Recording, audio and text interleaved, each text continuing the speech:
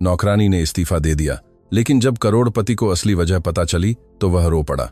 राजवीर सिंह ओबेरॉय को मंगलवार की एक आम सुबह इस्तीफे का पत्र मिला, जब उन्हें इसकी उम्मीद भी नहीं थी। प्रिया शर्मा, जो उनके घर में सबसे समर्पित और भरोसेमंद कर्मचारी थी, ने कांपते हाथों और रोकर लाल हुई आंखों से उन्हें कागज थमाया। अब मैं यहां काम नहीं कर सकती मालिक साहब, प्रिया ने कहा, सीधे उनकी आंखों में देखने से बचते हुए। मुझे आज ही नौकरी छोड़नी होगी। राजवीर को लगा जैसे उनके पैरों तले जमीन खिसक गई हो। प्रिया उनके घर में 8 साल से काम कर रही थी। वह घर के हर कोने, परिवार के हर सदस्य की पसंद नापसंद जानती थी और उसने हमेशा पूरी वफादारी दिखाई थी। वह सिर्फ एक कर्मचारी से ज्यादा थी, वह लगभग परिवार का हिस्सा थी।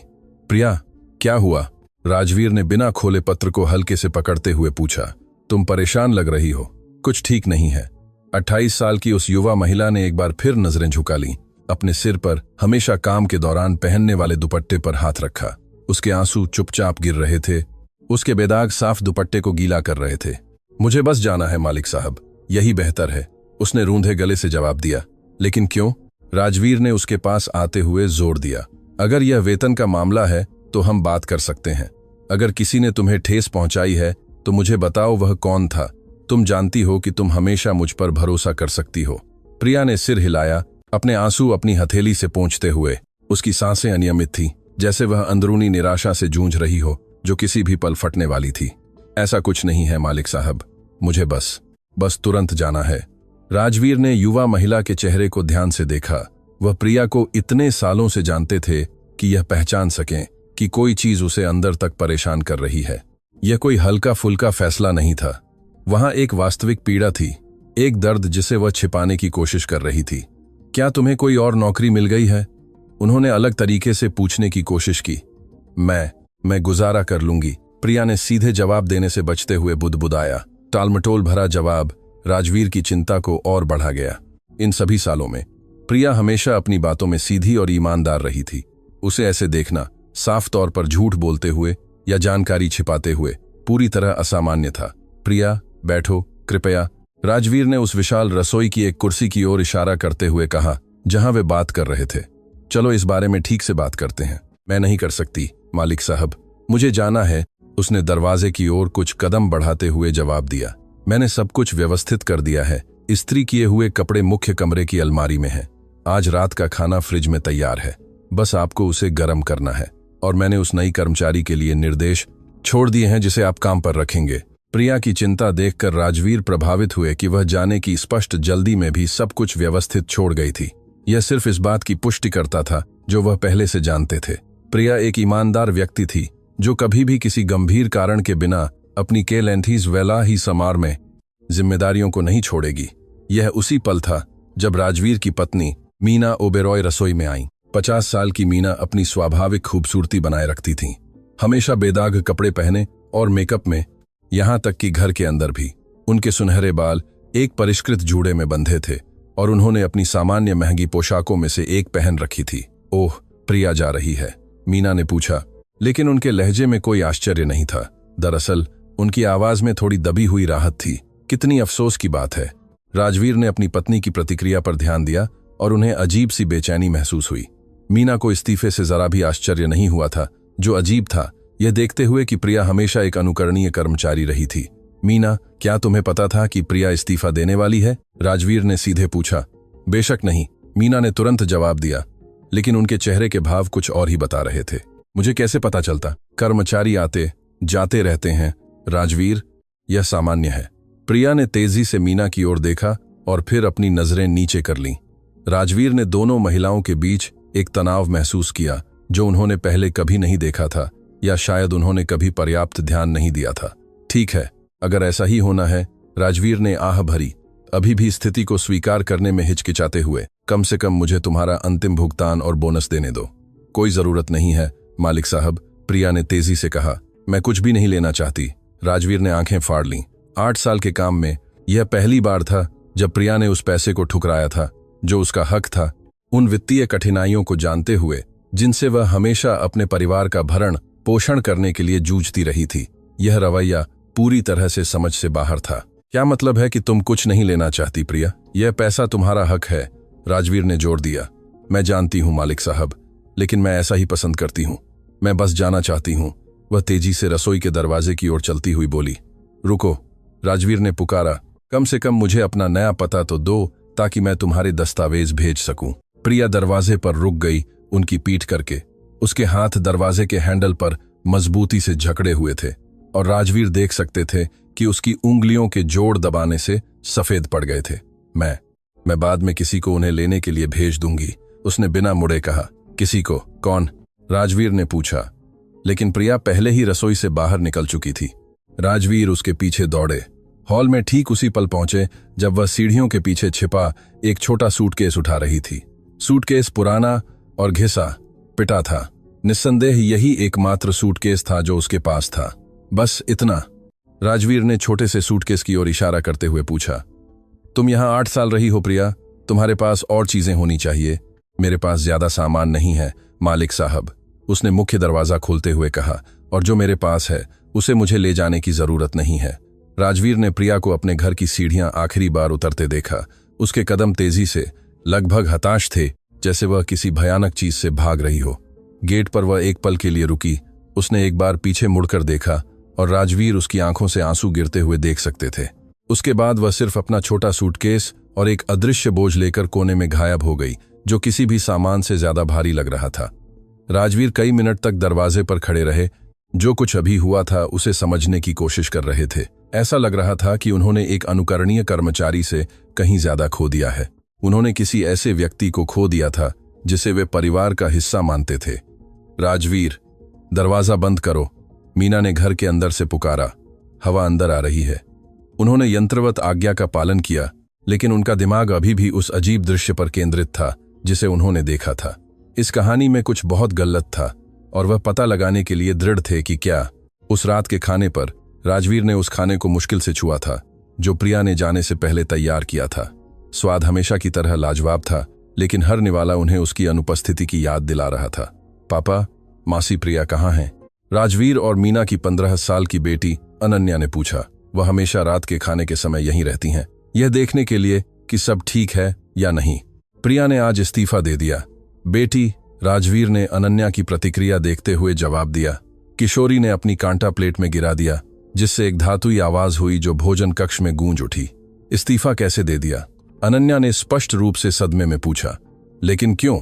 उन्हें यहां काम करना बहुत पसंद था। यह एक अच्छा सवाल है। राजवीर ने मीना की ओर एक महत्वपूर्ण नजर डालते हुए कहा। एक सवाल जिसका मेरे पास अभी तक कोई जवाब नहीं है। मीना सामान्य रूप से खाना खाती रहीं, जैसे प्रिया के जाने से उन्हें जरा भी फर्क नहीं पड़ा हो। उनकी उदासीनता राजवीर और अनन्या की स्पष्ट चिंता के विपरीत थी। शायद उसे बेहतर नौकरी मिल गई होगी, मीना ने बेपरवाह होकर सुझाव दिया। महत्वाकांक्षी लोग हमेशा बेहतर अवसरों की तलाश में रहते हैं। मासी प्रिया ऐसी नहीं है, अनन्या ने विरोध किया। वह हमेशा कहती थी कि हमारा परिवार उनके लिए खास है, कि उन्हें यहाँ घर जैसा महसूस होता है। राजवीर ने अपनी बेटी से मन ही मन सहमति व्यक्त की। इन सभी सालों में प्रिया ने हमेशा परिवार के प्रति सच्चा स्नेह दिखाया था। वह अनन्या के साथ अपनी छोटी बहन जैसा व्यवहार करती थी। वह हमेशा उनकी सेहत को लेकर चिंतित रहती थी, और यहाँ तक कि मीना के लिए भी। हालांकि मैडम ने हमेशा दूरी बनाए रखी थी। लोग बदलते हैं अनन्या, मीना ने रुमाल से अपने होंठों को हल्के से पोंछते हुए कहा। और कर्मचारी तो कर्मचारी होते हैं, हमें उनसे भावनात्मक रिश्ते नहीं बनाने चाहिए। मीना की आवाज में शीतलता ने राजवीर को अंदर तक असहज कर दिया। 17 साल की शादी में उन्होंने कभी भी इस तरह की सहानुभूति की कमी को इतनी स्पष्ट रूप से नहीं देखा था, या शायद उन्होंने कभी पर्याप्त ध्यान नहीं दिया था। प्रिय श्रोता, अगर आप कहानी का आनंद ले रहे हैं तो लाइक करना न भूलें और सबसे बढ़कर चैनल को सब्सक्राइब करें। यह उन लोगों की बहुत मदद करता है जो अभी शुरुआत कर रहे हैं। जारी रखते हुए, रात के खाने के बाद राजवीर उस कमरे की जांच करने गए जहां प्रिया देर रात तक रुकती थीं, या जब घर में कोई कार्यक्रम होता था तो वहीं सोती थीं। उन्हें वहां जो मिला उसने उन्हें और भी ज्यादा हैरान कर दिया। कमरा बेदाग तरीके से व्यवस्थित था, जैसे कभी इसमें कोई रहा ही न हो। बिस्तर सैन्य सटीकता से बना था। उसकी ड्रेसिंग टेबल पर रखे ब्रश में एक भी बाल नहीं था और दराजें पूरी तरह से खाली थीं। लेकिन राजवीर का ध्यान सबसे ज्यादा उस चीज ने खींचा जो वह नहीं ले गई थी। छोटी मेज पर खिड़की के पास डीला वेगा परिवार की एक तस्वीर वाला फोटो फ्रेम था। यह पिछले साल क्रिसमस पर ली गई एक तस्वीर थी जहां सभी मुस्कुरा रहे थे, जिसमें प्रिया भी शामिल थीं। जिन्हें मीना ने तस्वीर में शामिल होने के लिए जोड़ दिया था। चूंकि तुम परिवार का हिस्सा हो, उसने तस्वीर को वहीं क्यों छोड़ दिया था? सालों से प्रिया हमेशा टिप्पणी करती थी कि उन्हें वह तस्वीर कितनी पसंद है, यह कहते हुए कि यह उसकी सबसे कीमती चीजों में से एक है। उसे वहां छोड़ना लगभग प्रतीकात्मक लग रहा था, जैसे वह स्वेच्छा से परिवार के साथ अपने संबंध को त्याग रही हो। राजवीर ने फोटो फ्रेम उठाया और वापस हॉल में आए। अनन्या सोफे पर होमवर्क कर रही थी। प्रिया के अचानक चले जाने से अभी भी साफ तौर पर परेशान थी। अनन्या, क्या तुमने पिछले कुछ दिनों में प्रिया के साथ कुछ अजीब देखा? राजवीर ने अपनी बेटी के बगल में बैठते हुए पूछा। किशोरी ने लिखना बंद कर दिया और पेंसिल की नोक को विचारपूर्वक चबाया। अब जब आप कहते हैं, उसने धीरे धीरे शुरू किया। पिछले कुछ हफ्तों में मैंने उसे कई बार छिपकर रोते हुए देखा है। कहाँ रोते हुए? एक बार लॉन्ड्री में, एक बार पीछे की छत पर, और पिछली रात मैं आधी रात को पानी के लिए नीचे उतरी और मैंने उसे रसोई में देखा। उसका चेहरा आंसुओं से भीगा हुआ था। राजवीर को अपनी छाती में एक गांठ महसूस हुई। उन्होंने यह क्यों नहीं देखा कि प्रिया पीड़ा में थी? वह यह संकेत देखने में इतने अंधे कैसे हो सकते थे कि कुछ गलत था? क्या तुमने उससे बात करने की कोशिश की? उन्होंने पूछा। मैंने कोशिश की, हाँ, अनन्या ने जवाब दिया। लेकिन हर बार जब मैंने उससे पूछा कि क्या वह ठीक है, तो उसने तुरंत विषय बदल दिया। वह कहती थी कि यह सिर्फ थकान है या उसे सिरदर्द है, और तुमने उस पर विश्वास किया? शुरुआत में हाँ, लेकिन बाद में यह स्पष्ट हो गया कि वह झूठ बोल रही थी। मासी प्रिया दुखी होने पर छिपाने में कभी अच्छी नहीं थी। राजवीर ने अपनी बेटी की बातों पर विचार किया। यह सच था, प्रिया हमेशा अपनी भावनाओं में पारदर्शी रही थी। जब वह खुश होती थी तो पूरे घर में खुशी बिखेर देती थी।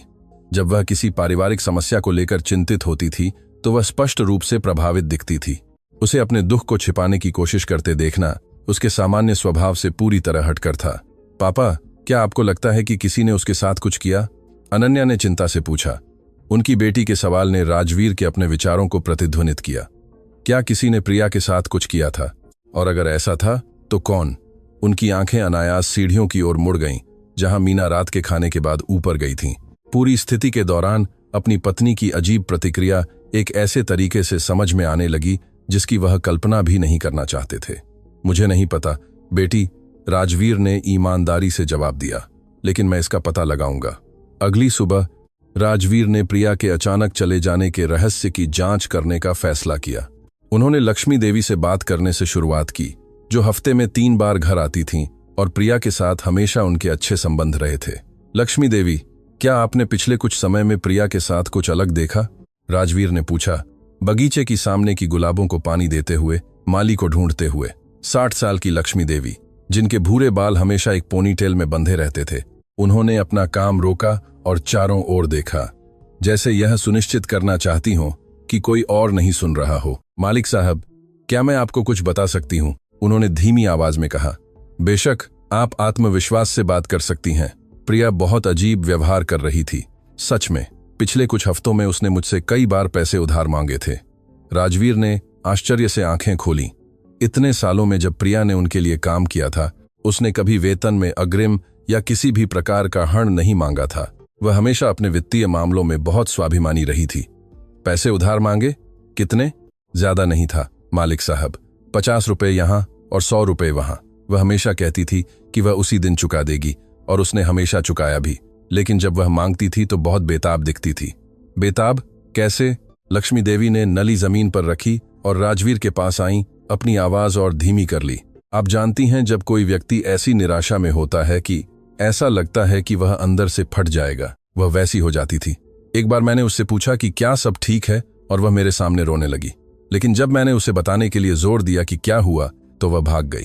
लक्ष्मी देवी की जानकारी ने राजवीर के उन संदेहों की पुष्टि की कि प्रिया किसी गंभीर व्यक्तिगत संकट का सामना कर रही थी। लेकिन किस तरह के संकट के लिए इतनी तेजी से और बेताबी से छोटी छोटी रकम की जरूरत पड़ेगी? क्या आपके पास कोई विचार है कि क्या हो सकता है? राजवीर ने पूछा। देखिए मालिक साहब, मैं किसी के बारे में बुरा नहीं बोलना चाहती, लेकिन लक्ष्मी देवी ने फिर से चारों ओर देखते हुए संकोच किया। आप बात कर सकती हैं लक्ष्मी देवी, मुझे यह समझने की जरूरत है कि क्या हुआ। मुझे लगता है कि मैडम मीना प्रिया को ज्यादा पसंद नहीं करती थी। नहीं। लक्ष्मी देवी के बयान ने राजवीर को पेट में मुक्का लगने जैसा महसूस हुआ। हालांकि उन्हें पहले ही कुछ ऐसा शक होने लगा था, लेकिन किसी तीसरे व्यक्ति से इसे सुनना स्थिति को बहुत ज्यादा वास्तविक और परेशान करने वाला बना रहा था। आप ऐसा क्यों सोचती हैं? मैंने कई बार मैडम मीना को प्रिया से ऐसे तरीके से बात करते देखा, मैं कैसे कहूं, थोड़ा धमकी भरे अंदाज में। और प्रिया उसके बाद हमेशा डरी हुई दिखती थी। धमकी भरे अंदाज में वह उसे किस तरह की बातें कहती थी, मैंने कभी ठीक से नहीं सुना मालिक साहब, क्योंकि वे हमेशा धीमी आवाज में बात करती थीं। लेकिन यह साफ था कि मैडम मीना गुस्से में थीं और प्रिया हमेशा सिर झुकाए रहती थी। राजवीर को अपने सीने में गुस्से और निराशा का मिश्रण महसूस हुआ। अगर मीना ने वास्तव में प्रिया के साथ बुरा व्यवहार किया था तो इससे बहुत कुछ स्पष्ट हो जाता, लेकिन उनकी पत्नी ऐसा क्यों करेंगी? एक अनुकरणीय कर्मचारी को सताने का उनके पास क्या कारण होगा? आपकी ईमानदारी के लिए धन्यवाद, लक्ष्मी देवी, राजवीर ने कहा। और कृपया हमारी बातचीत के बारे में किसी से बात न करें। आप निश्चिंत रहें मालिक साहब, लेकिन आपको उस लड़की को ढूंढना चाहिए, वह बहुत दुख में थी, बेचारी। लक्ष्मी देवी के सुझाव ने राजवीर के मन में एक बीज बोया। प्रिया को ढूंढना ही यह पता लगाने का एकमात्र तरीका होगा कि वास्तव में क्या हुआ था। लेकिन अगर उसने कोई पता या फोन नंबर नहीं छोड़ा था तो उसे कैसे ढूंढते? राजवीर ने उस रिहायशी इलाके में अन्य कर्मचारियों से पूछना शुरू किया जहां वह रहते थे। वसंत विहार एक विशिष्ट रिहायशी इलाका था और अधिकांश परिवार एक दूसरे को जानते थे, साथ ही उनके कर्मचारियों को भी। अगर प्रिया ने वास्तव में उस इलाके में कोई और नौकरी हासिल कर ली होती तो कोई न कोई जरूर जानता। उनका पहला पड़ाव 10 साल से ज्यादा समय से पड़ोसी रहे कपूर परिवार के घर था। श्रीमती कपूर को पड़ोस में होने वाली हर चीज की जानकारी रखने के लिए जाना जाता था। राजवीर, तुम्हें यहां देखकर क्या आश्चर्य हुआ? श्रीमती कपूर ने अभिवादन किया, उन्हें अपने बेदाग साफे बगीचे में स्वागत करते हुए। ठीक हूं श्रीमती कपूर। हाँ, पूछने के लिए धन्यवाद। दरअसल श्रीमती कपूर, लहो बगीचे, मैं आपसे कुछ पूछने आया हूं। क्या आप इत्तेफाकर से किसी ऐसे परिवार को जानती हैं जिसे घरेलू कर्मचारी की जरूरत हो? कर्मचारी? आप अपनी मौजूदा कर्मचारी से खुश नहीं हैं? दरअसल उसने कल इस्तीफा दे दिया, राजवीर ने श्रीमती कपूर की प्रतिक्रिया देखते हुए समझाया। प्रिया ने इस्तीफा दे दिया? श्रीमती कपूर ने वास्तविक आश्चर्य से पूछा। लेकिन क्यों? वह आपके साथ काम करके इतनी खुश दिखती थी। मैं ठीक वही पता लगाने की कोशिश कर रहा हूं, राजवीर ने कहा। उसने उल्लेख किया कि उसे कोई और नौकरी मिल गई है, इसलिए मैंने सोचा कि शायद वह यहीं आस पास के इलाके में होगी। ठीक है, मैं कई परिवारों को जानती हूं जिन्हें अच्छे कर्मचारियों की जरूरत है, लेकिन किसी ने मुझे यह नहीं बताया कि उन्होंने हाल ही में किसी को काम पर रखा है। और देखिए कि प्रिया जैसी संदर्भ वाली कर्मचारी यहां बहुत ज्यादा मांग में होगी। श्रीमती कपूर की जानकारी ने राजवीर के संदेह को और बढ़ा दिया। अगर प्रिया ने वास्तव में उस इलाके में कोई और नौकरी हासिल कर ली होती तो निश्चित रूप से किसी ने सुना होता। यह तथ्य कि किसी को कुछ नहीं पता था, यह बताता था कि उसने कोई और जगह खोजने के बारे में झूठ बोला था। राजवीर ने अन्य 3 पड़ोसियों के साथ भी यही जांच की और उन्हें समान जवाब मिले। सभी प्रिया को जानते थे, सभी ने उसे एक कर्मचारी के रूप में सराहा और किसी को भी हाल ही में किसी ऐसी भर्ती के बारे में नहीं पता था जो उसके अचानक चले जाने की व्याख्या कर सके। यह शाम का समय था जब राजवीर घर लौटे। पहले से ज्यादा भ्रमित और चिंतित थे जब वह निकले थे। जब वह अंदर आए तो मीना ड्राइंग रूम में टीवी देख रही थीं। तुम पूरे दिन कहाँ थे? उसने स्क्रीन से नजरें हटाए बिना पूछा। कुछ पड़ोसियों से बात कर रहा था, राजवीर ने अपनी पत्नी के चेहरे के भाव का अध्ययन करते हुए जवाब दिया। यह समझने की कोशिश कर रहे थे कि प्रिया ने इतनी अचानक इस्तीफा क्यों दिया। मीना ने आखिरकार उनकी ओर देखा और राजवीर उनके चेहरे पर झुंझलाहट की एक चमक देख सकते थे, इससे पहले कि उन्होंने अपना संयम वापस पा लिया। राजवीर, तुम ज्यादा प्रतिक्रिया कर रहे हो। कर्मचारी इस्तीफा देते हैं, यह सामान्य है। तुम ऐसा क्यों कर रहे हो जैसे यह कोई त्रासदी हो? क्योंकि 8 सालों में प्रिया ने कभी असंतोष के कोई संकेत नहीं दिए, राजवीर ने उसके सामने सोफे पर बैठते हुए जवाब दिया। और क्योंकि मुझे पता चला कि किसी पड़ोसी ने उसे काम पर नहीं रखा है, इसलिए उसने कोई और नौकरी मिलने के बारे में झूठ बोला था। शायद उसे किसी और कॉलोनी में नौकरी मिल गई होगी, मीना ने बेपरवाह होकर सुझाव दिया। या शायद उसने पेशेवर क्षेत्र बदलने का फैसला किया होगा। लोग ऐसा करते हैं। मीना, मैं तुमसे कुछ पूछने वाला हूं और मैं चाहता हूं कि तुम मेरे साथ ईमानदार रहो, राजवीर ने आगे झुकते हुए कहा। क्या तुमने प्रिया के साथ कुछ किया? क्या तुमने उसके साथ किसी तरह से बुरा व्यवहार किया? सीधे सवाल ने मीना को स्पष्ट रूप से सख्त बना दिया।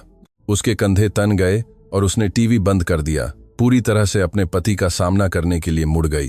तुम्हारी हिम्मत कैसे हुई मुझसे ऐसा सवाल पूछने की? उसने बर्फीली आवाज में कहा।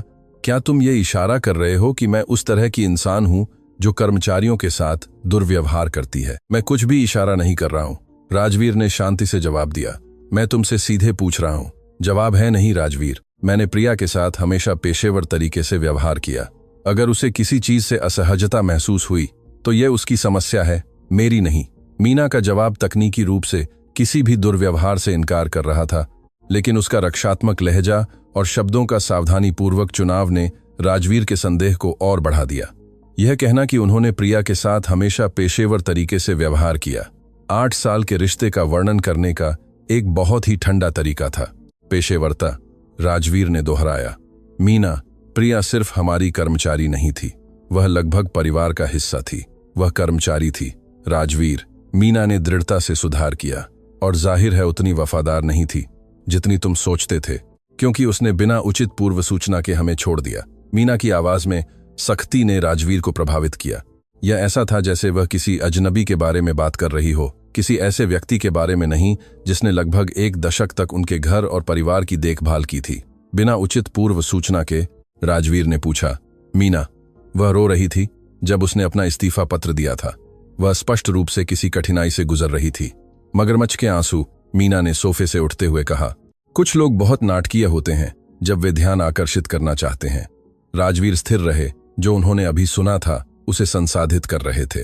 वह महिला नहीं थी जिससे उन्होंने 17 साल पहले शादी की थी, या शायद वह थी, और उन्होंने कभी उस पर सही मायने में ध्यान नहीं दिया था।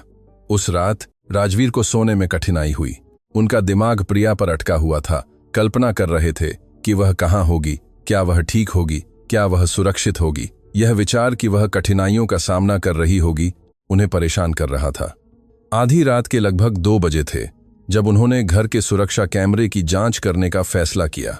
अगर प्रिया वास्तव में पिछले कुछ हफ्तों में अजीब व्यवहार कर रही थी तो शायद रिकॉर्डिंग में कुछ सुराग मिलेगा कि क्या हो रहा था। राजवीर चुपचाप अपने दफ्तर में नीचे गए जहां घर का निगरानी तंत्र था। कैमरे लगातार रिकॉर्ड करते थे और 30 दिनों तक छवियों को संग्रहीत करते थे, इससे पहले कि वे स्वचालित रूप से मिट जाते। उन्होंने पिछले हफ्ते की रिकॉर्डिंग की जांच करना शुरू किया, विशेष रूप से रात के समय की। अगर अनन्या ने प्रिया को आधी रात को रसोई में रोते हुए देखा था तो इसका रिकॉर्ड जरूर होना चाहिए। यह 6 दिन पहले की रिकॉर्डिंग में था कि राजवीर को कुछ परेशान करने वाला मिला। लगभग 3 बजे कैमरे प्रिया को घर के पिछले दरवाजे से चुपचाप बाहर निकलते हुए दिखा रहे थे। उसके पास एक छोटा पर्स था और वह तेजी से उस तरफ के गेट की ओर चल रही थी जिसका शायद ही कभी इस्तेमाल किया जाता था। राजवीर ने रिकॉर्डिंग को तेजी से आगे बढ़ाया और प्रिया को लगभग 2 घंटे बाद वापस आते देखा। वह थकी हुई और भावनात्मक रूप से प्रभावित दिख रही थी। घर में फिर से प्रवेश करते समय आंसू पोंछ रही थी। उत्सुकता से राजवीर ने अन्य तारीखों की जांच की और पाया कि यह पैटर्न दोहराया जा रहा था। पिछले 3 हफ्तों में प्रिया घर से कम 6 बार चुपचाप निकली थी। हमेशा आधी रात को, हमेशा स्पष्ट रूप से परेशान होकर वापस आती थी। वह कहाँ जा रही थी? उन रहस्यमयी रात की सैर के दौरान वह क्या कर रही थी और उसे इसे गुप्त रखने की आवश्यकता क्यों महसूस हुई? राजवीर ने आधी रात का बाकी समय रिकॉर्डिंग का विश्लेषण करते हुए बिताया और ज्यादा सुराग खोजने की कोशिश कर रहे थे। एक छवि में वह देख पाए कि प्रिया अपनी रात की सैर में से एक के बाद बगीचे में चलते हुए फोन पर बात कर रही थी। बातचीत तीव्र और भावनात्मक लग रही थी, लेकिन दुर्भाग्य से सुरक्षा प्रणाली ऑडियो रिकॉर्ड नहीं करती थी। जब सूरज उगना शुरू हुआ तो राजवीर ने एक फैसला कर लिया था। वह प्रिया का पता लगाने के लिए एक निजी जासूस को नियुक्त करने जा रहे थे। उन्हें यह जानने की जरूरत थी कि क्या वह ठीक थी, और इससे भी महत्वपूर्ण बात यह थी कि उन्हें यह पता लगाने की जरूरत थी कि वास्तव में उसके अचानक चले जाने का क्या कारण था। राजवीर इंस्पेक्टर राजन को जानते थे, जो एक समझदार निजी जासूस थे और जिन्होंने पहले ही उनकी कंपनी के लिए कुछ सेवाएं प्रदान की थीं। राजन सक्षम थे और सबसे बढ़कर वे अपने मामलों के बारे में पूरी तरह से गोपनीयता बनाए रखना जानते थे। राजन, मुझे तुम्हारे लिए एक व्यक्ति का पता लगाने की जरूरत है, राजवीर ने उस सुबह ही फोन पर कहा। जरूर मालिक साहब, हम किस तरह के व्यक्ति की बात कर रहे हैं? मेरी एक पूर्व कर्मचारी, नाम प्रिया शर्मा, 28 साल की, मेरे घर में 8 साल से काम कर रही थी और कल बहुत अजीब तरीके से इस्तीफा दे दिया। अजीब तरीके से? कैसे? राजवीर ने राजन को पूरी स्थिति समझाई, जिसमें उनके संदेह भी शामिल थे कि प्रिया ने कोई और नौकरी मिलने के बारे में झूठ बोला था और रहस्यमयी रात की सैरें जो उन्होंने सुरक्षा रिकॉर्डिंग में देखी थीं। मैं समझ गया, राजन ने सब कुछ सुनने के बाद कहा। आप जानना चाहते हैं कि वह अब कहाँ रह रही है और उसने इस्तीफा क्यों दिया, है ना? बिल्कुल। लेकिन राजन, मैं चाहता हूं कि आप सावधानी बरतें। यह कोई दुर्भावनापूर्ण जांच नहीं है। मैं वास्तव में उसके कल्याण के बारे में चिंतित हूं। आप मुझ पर भरोसा कर सकते हैं मालिक साहब। मैं आज ही जांच शुरू करूंगा और आपको सूचित करता रहूंगा। जासूस की खबर का इंतजार करते हुए राजवीर ने अनन्या से फिर से बात करने का फैसला किया। शायद उनकी बेटी ने उन विवरणों को देखा होगा जिन्हें उन्होंने इन सभी सालों में अनदेखा कर दिया था। अनन्या, क्या तुम्हें कोई ऐसा अवसर याद है जब तुमने अपनी मां को प्रिया से अलग तरीके से बात करते हुए देखा हो? राजवीर ने नाश्ते के दौरान पूछा, इस बात का फायदा उठाते हुए कि मीना अभी नीचे नहीं आई थी। किशोरी ने खाना बंद कर दिया और विचारपूर्वक छत की ओर देखा, जैसा कि वह हमेशा तब करती थी जब वह कुछ खास, अलग कैसे, पापा, ज्यादा सख्त या शायद अधीर याद करने की कोशिश करती थी।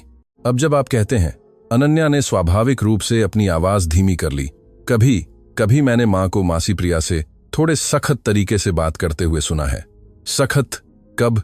जैसे लगभग 2 हफ्ते पहले मैं अपने कमरे में जा रही थी और मैंने मां को यह कहते हुए सुना कि तुम्हें जानना चाहिए कि इस घर में तुम्हारी जगह कहां है। और मासी प्रिया ने बहुत धीमी आवाज में, जैसे माफी मांगते हुए जवाब दिया। राजवीर को लगा कि उनका पेट सिकुड़ रहा है। अनन्या ने जो वाक्य सुना था उसका लहजा स्पष्ट रूप से अपमानजनक था, किसी भी सामान्य पेशेवर मामले के लिए पूरी तरह अनावश्यक। क्या तुमने कुछ और सुना? ज्यादा नहीं, क्योंकि वे धीमी आवाज में बात कर रही थीं, लेकिन यह स्पष्ट था कि मां गुस्से में थीं और मासी प्रिया डरी हुई लग रही थीं। मुझे नहीं पता, जैसे डरी हुई थीं। डरी हुई? हाँ। क्या आप जानते हैं जब व्यक्ति की आवाज कांपने लगती है, जैसे उन्हें कुछ गलत कहने का डर हो? मासी प्रिया वैसी हो जाती थीं।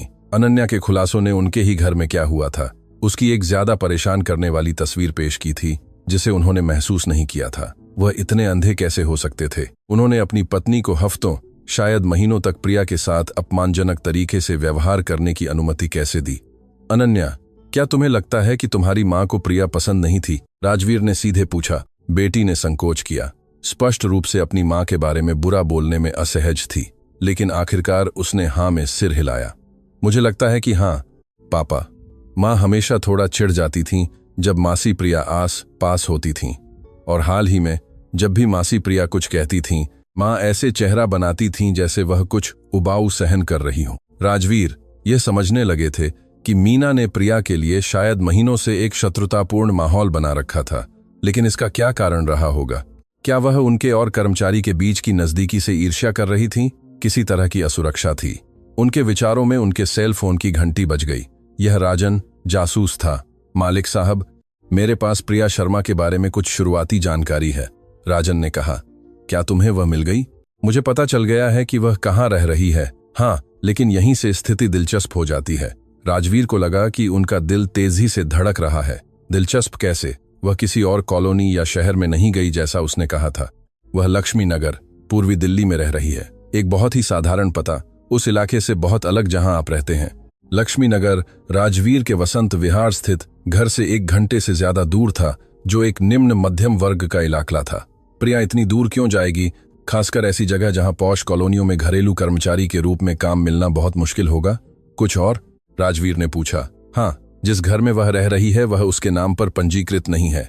यह गीता देवी नाम की एक बुजुर्ग महिला का है। मैं यह पता लगाने की कोशिश कर रहा हूं कि उनके बीच क्या संबंध है। गीता देवी, राजवीर ने बुदबुदाया।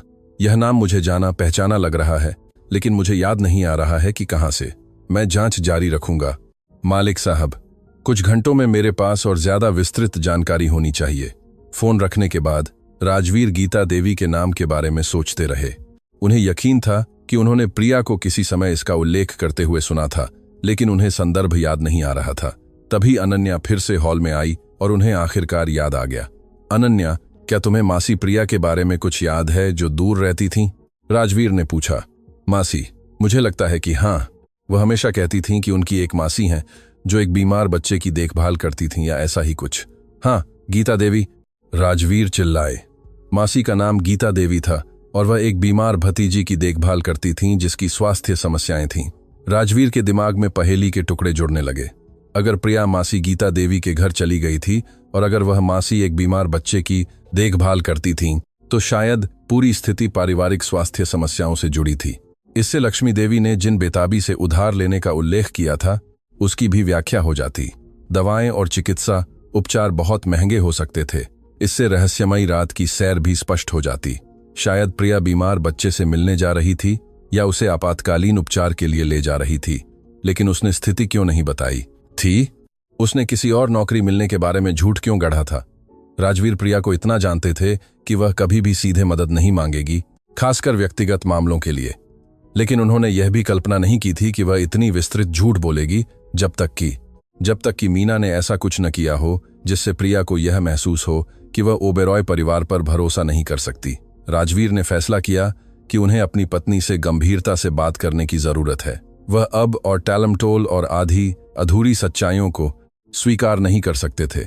उन्हें यह जानना जरूरी था कि मीना ने प्रिया के साथ क्या किया था, ताकि उसकी स्थिति इतनी असहनीय हो गई कि उसने मदद मांगने के बजाय झूठ बोलना और गायब हो जाना पसंद किया। प्रिय श्रोता, अगर आप कहानी का आनंद ले रहे हैं तो लाइक करना ना भूलें और सबसे बढ़कर चैनल को सब्सक्राइब करें। यह उन लोगों की बहुत मदद करता है जो अभी शुरुआत कर रहे हैं। जारी रखते हुए, उस दोपहर जब मीना अपनी योग क्लास से लौटी तो राजवीर गंभीर अभिव्यक्ति के साथ उनका इंतजार कर रहे थे, जो उन्होंने शायद ही कभी देखा था। हमें बात करने की जरूरत है, उन्होंने बिना किसी प्रस्तावना के कहा। किस बारे में? मीना ने पूछा, लेकिन उनके रक्षात्मक लहजे से पता चलता था कि वह पहले ही जानती थीं। प्रिया के बारे में, और इस बार मैं पूरी सच्चाई जानना चाहता हूं। मीना ने आह भरी और उनके सामने सोफे पर बैठ गईं, पैरों को हिसाब से सुरुचिपूर्ण ढंग से क्रॉस करते हुए। राजवीर, क्या तुम उस कर्मचारी के प्रति जुनूनी हो गए हो? यह सामान्य नहीं है। जुनूनी? राजवीर ने झुंझलाहट बढ़ते हुए महसूस करते हुए दोहराया। मीना, एक व्यक्ति जिसने हमारे घर में 8 साल काम किया, रातों रात रोते हुए गायब हो गया, उसे मिलने वाले पैसे को ठुकरा दिया और कोई और नौकरी मिलने के बारे में झूठ बोला। अगर इस बारे में चिंता करना जुनून है तो मैं एक जुनूनी हूं। वह सिर्फ हमारी कर्मचारी थी। राजवीर, मीना ने ठंडक से कहा। नहीं, हमारी बेटी, वह उससे कहीं ज्यादा थी। मीना, और तुम जानती हो, प्रिया लगभग परिवार का हिस्सा थी। उसने हमारे घर, हमारी बेटी, हमारी देखभाल की। उसे कम से कम सम्मान के साथ व्यवहार किया जाना चाहिए था। मैंने हमेशा उसके साथ सम्मान के साथ व्यवहार किया। मीना ने विरोध किया। झूठ, राजवीर ने दृढ़ता से कहा। मुझे पता चला कि तुम महीनों से उसके साथ बुरा व्यवहार कर रही थी। अनन्या ने खुद तुम्हें प्रिया को अपमानित करते हुए सुना था, यह कहते हुए कि उसे जानना चाहिए कि इस घर में उसकी जगह कहां है। मीना का चेहरा हल्का पड़ गया, लेकिन उन्होंने तुरंत अपना संयम वापस पा लिया। अगर मैंने ऐसा कहा था तो इसलिए कि वह हद पार कर रही थी, मीना ने जवाब दिया।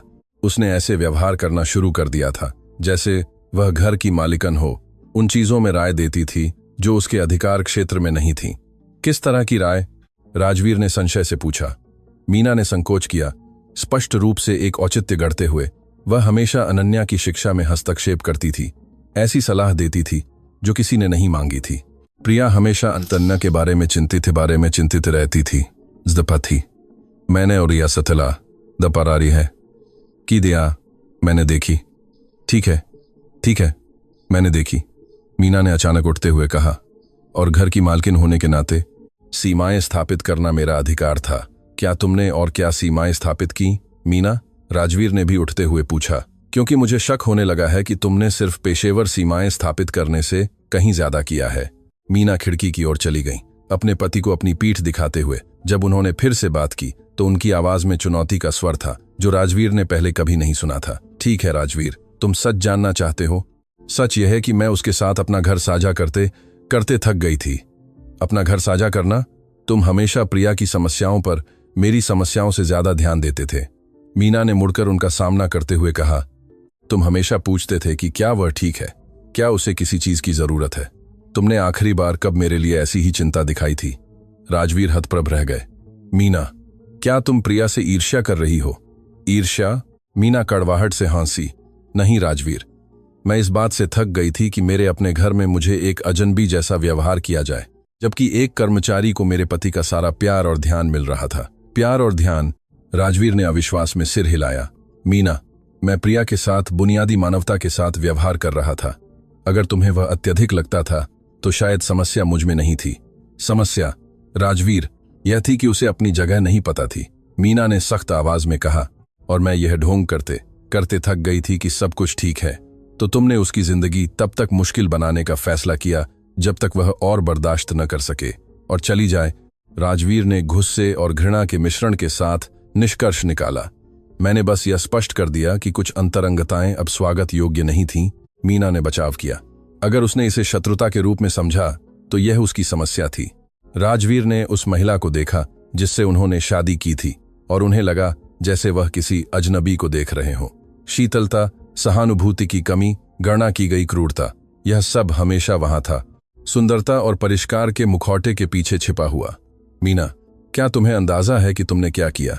उन्होंने धीमी और नियंत्रित आवाज में पूछा। तुमने स्वार्थ के कारण एक निर्दोष व्यक्ति की जिंदगी बर्बाद कर दी। मैंने कुछ भी बर्बाद नहीं किया, मीना ने बचाव में जवाब दिया। अगर वह इतनी सक्षम थी जितनी तुम कहते हो तो उसे कोई और नौकरी मिल गई होगी। उसे कोई और नौकरी नहीं मिली। मीना ने उस बारे में झूठ बोला।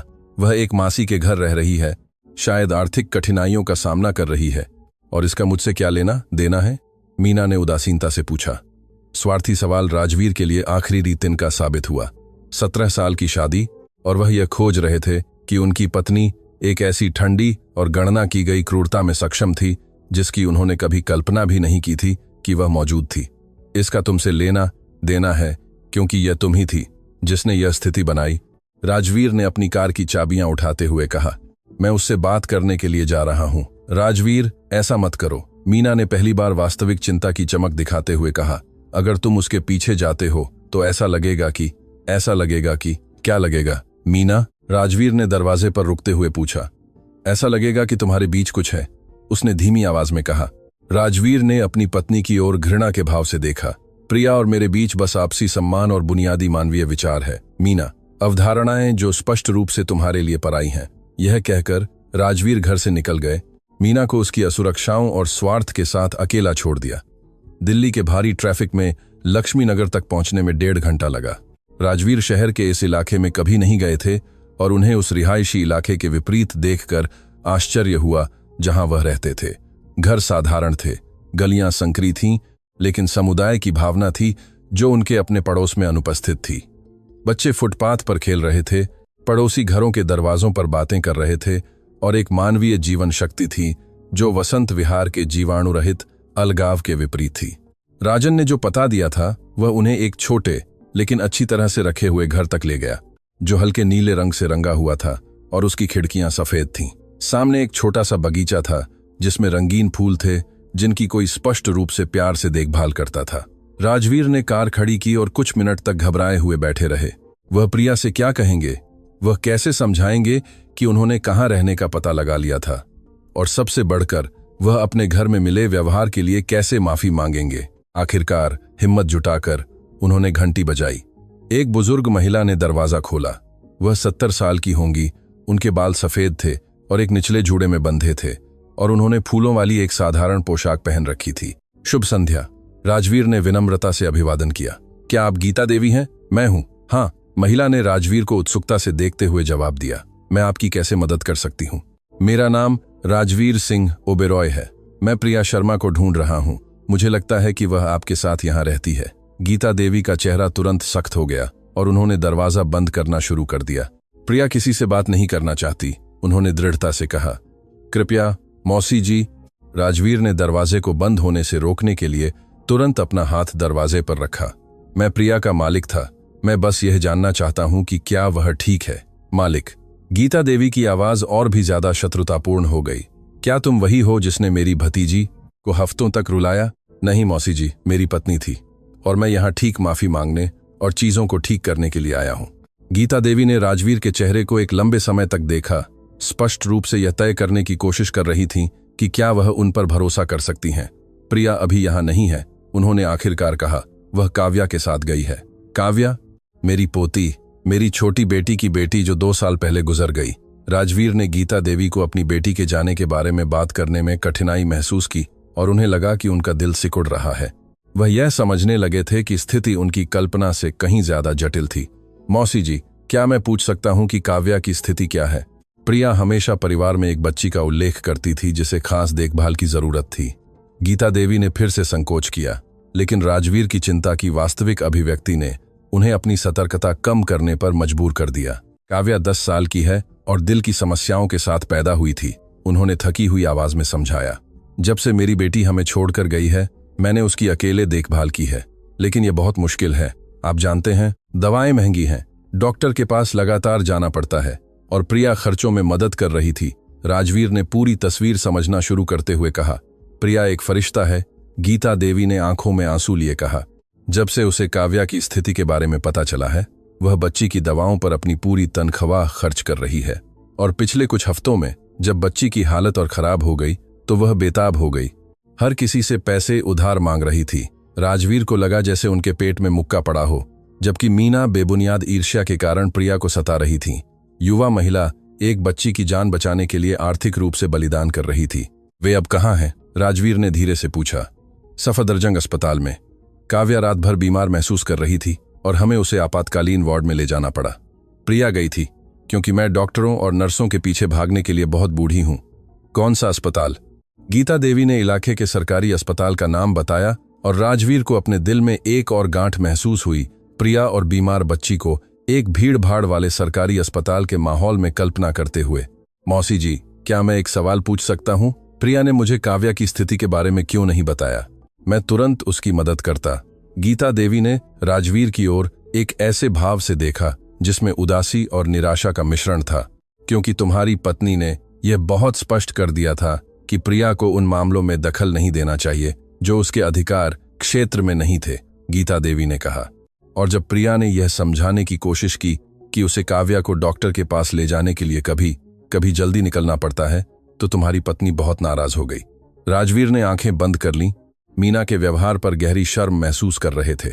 वह किसी ऐसे व्यक्ति के प्रति इतनी क्रूर कैसे हो सकती थीं, जो सिर्फ एक बीमार बच्ची की देखभाल करने की कोशिश कर रहा था। मौसी जी, क्या मैं अस्पताल जा सकता हूं? राजवीर ने पूछा। मैं प्रिया से बात करना चाहता हूं और मदद की पेशकश करना चाहता हूं। आप कोशिश कर सकते हैं, गीता देवी ने कहा, लेकिन उसे अब नौकरी खोने का बहुत डर है। मुझे नहीं पता कि वह उससे मदद स्वीकार करेगी जिसे वह ठुकराया हुआ मानती है। राजवीर को उस प्रतिरोध की उम्मीद थी जिसका उन्हें सामना करना पड़ेगा। प्रिया के दृष्टिकोण से ओबेरॉय परिवार के सभी सदस्य उसके साथ हुए क्रूर व्यवहार में शामिल थे। उसे यह जानने का कोई तरीका नहीं था कि राजवीर मीना जो कर रही थीं उससे पूरी तरह अनजान थे। मैं उससे बात करने की कोशिश करूंगा, राजवीर ने कहा। और मौसी जी, जो कुछ भी हो, मैं यह सुनिश्चित करूंगा कि काव्या को वह सभी उपचार मिले जिसकी उसे जरूरत है। क्यों? गीता देवी ने वास्तविक आश्चर्य से पूछा। आप मेरी पोती को जानते भी नहीं हैं। क्योंकि यह सही है, राजवीर ने बस जवाब दिया, और क्योंकि प्रिया हमेशा हमारे परिवार के लिए एक कर्मचारी से ज्यादा थी, भले ही मेरी पत्नी इसे देख नहीं पाई। सफदरजंग अस्पताल ठीक वैसा ही था जैसा राजवीर ने कल्पना की थी। भीड़भाड़ वाला, शोरगुल वाला और निराशा और थकान के सामान्य माहौल वाला। वह कभी ऐसे माहौल में नहीं गए थे और उन्हें निजी अस्पतालों की तुलना में अंतर देखकर आश्चर्य हुआ जहां वह जाने के आदी थे। रिसेप्शन पर पूछने के बाद उन्हें पता चला कि काव्या को बाल चिकित्सा वार्ड में भर्ती कराया गया था।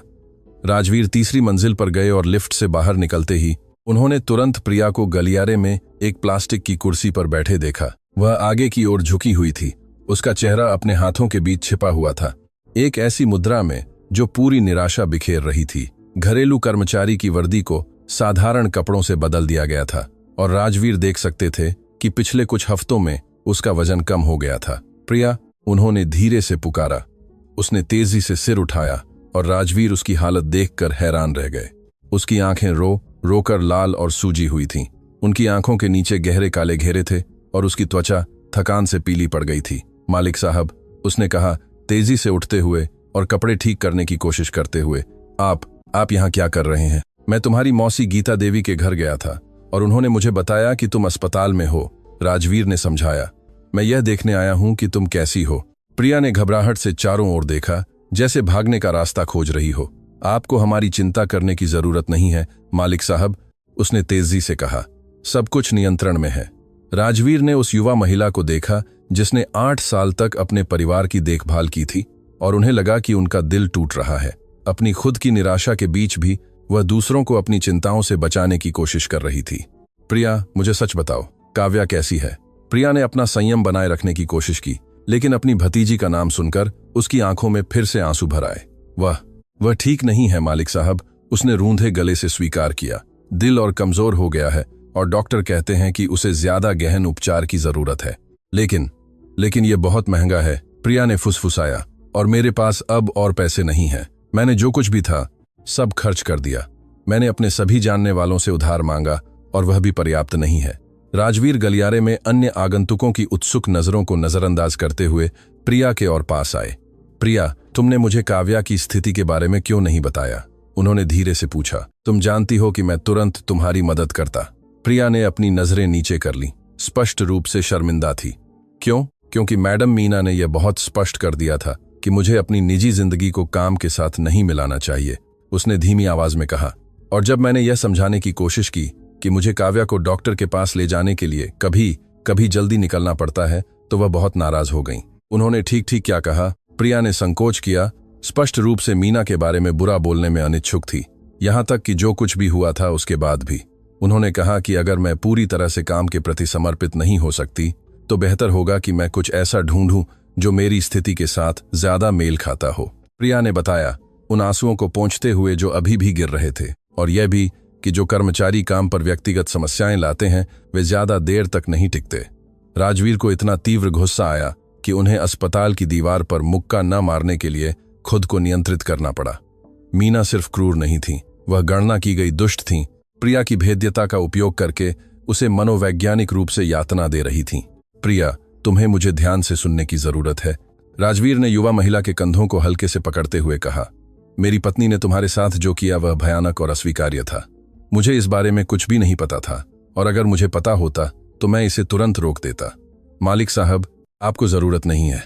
हाँ, जरूरत है, राजवीर ने दृढ़ता से बीच में टोकते हुए कहा। और उससे भी ज्यादा, मैं यह सुनिश्चित करूंगा कि काव्या को वह सभी उपचार मिले जिसकी उसे जरूरत है। प्रिया ने आंखें फाड़ लीं।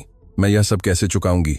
उपचार, दवाएं, निजी डॉक्टर, जो कुछ भी जरूरी हो। मालिक साहब, मैं यह स्वीकार नहीं कर सकती। प्रिया ने जोरदार ढंग से सिर हिलाते हुए विरोध किया। यह बहुत ज्यादा पैसा है और मेरे पास इसे चुकाने का कोई तरीका नहीं है। किसने कहा कि तुम्हें इसे चुकाने की जरूरत है?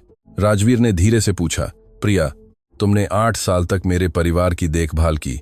तुमने मेरी बेटी की देखभाल ऐसे की जैसे वह तुम्हारी बहन हो। तुमने मेरे घर की देखभाल ऐसे की जैसे वह तुम्हारा हो, और तुमने कभी अपनी तनख्वाह के अलावा कुछ नहीं मांगा। अगर यहाँ कोई किसी का हणी है तो मैं तुम्हारा हणी हूं। प्रिया और ज्यादा जोर से रोने लगी, लेकिन इस बार वे निराशा के आंसू नहीं थे, वे राहत के आंसू थे। लेकिन आप यह क्यों कर रहे हैं? उसने सिसकते हुए पूछा।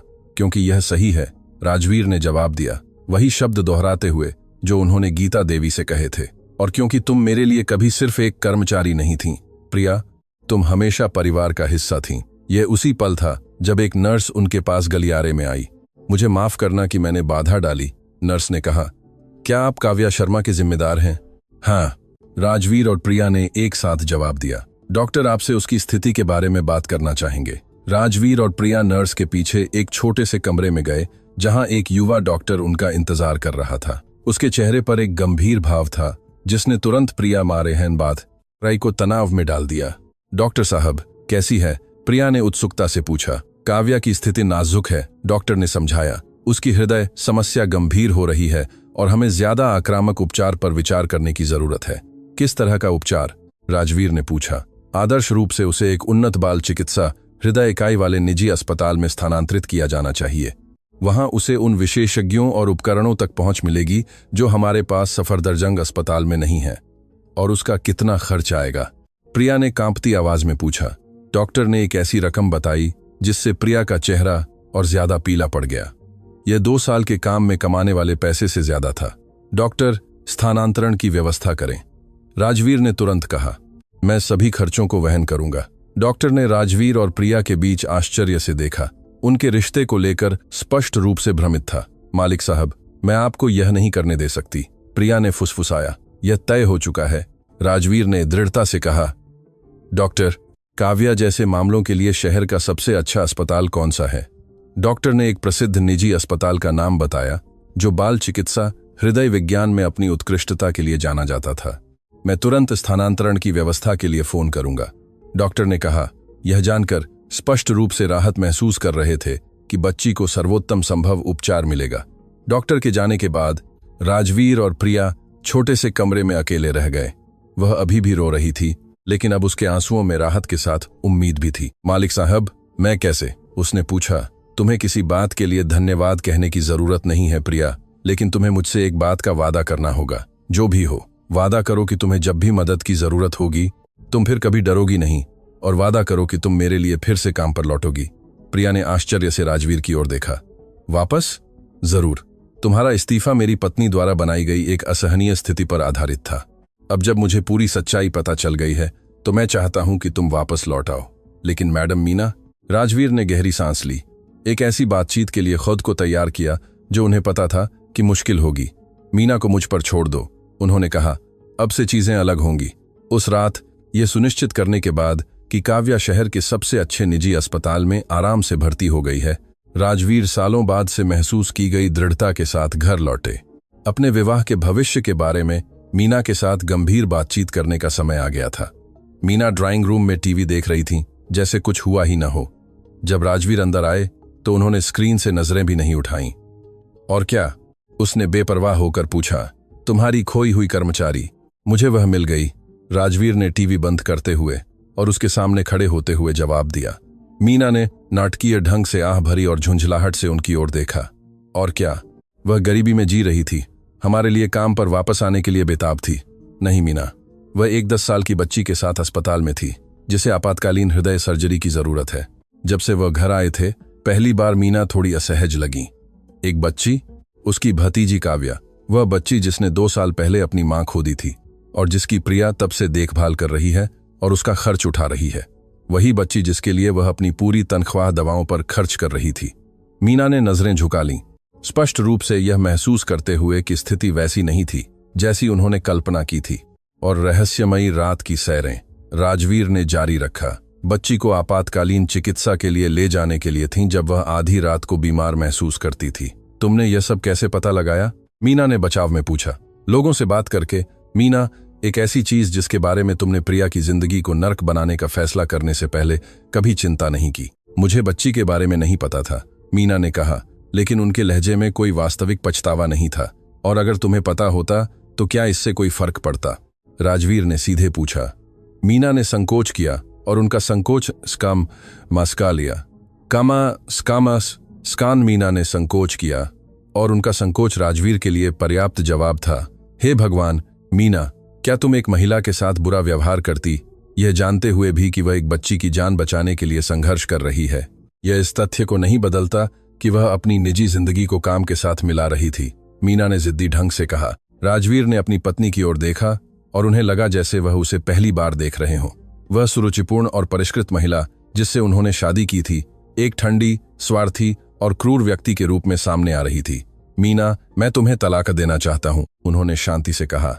शब्द उनके यह महसूस करने से पहले ही निकल गए थे कि उन्होंने फैसला कर लिया था, लेकिन जिस पल उन्होंने उन्हें उच्चारण किया उन्हें पता था कि यह ठीक वही था जो उन्हें करने की जरूरत थी।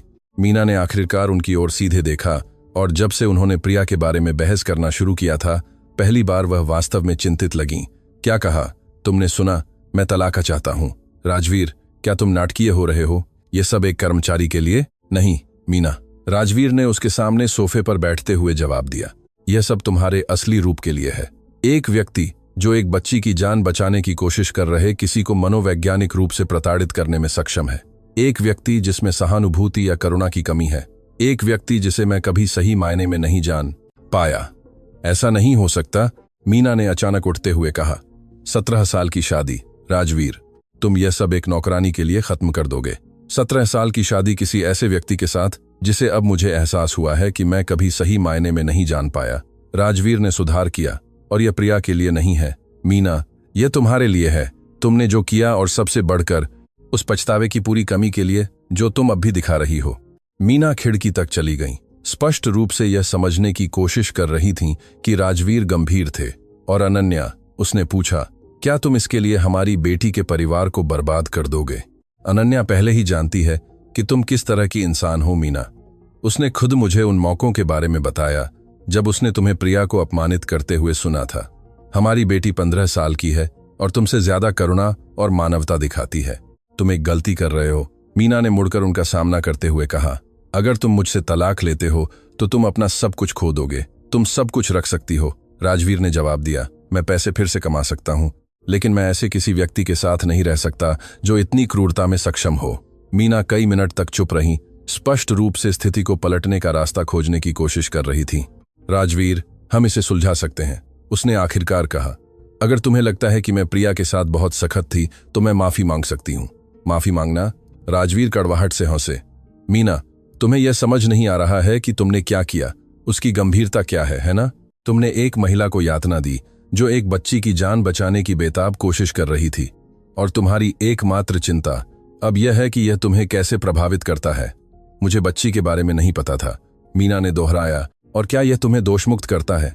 बच्ची के बारे में जाने बिना भी तुमने शुद्ध स्वार्थ और बेबुनियाद ईर्ष्या के कारण एक अनुकरणीय कर्मचारी को अपमानित करने और सताने का फैसला किया। राजवीर उठे और सीढ़ियों की ओर चले। तुम कहाँ जा रहे हो? मीना ने पूछा।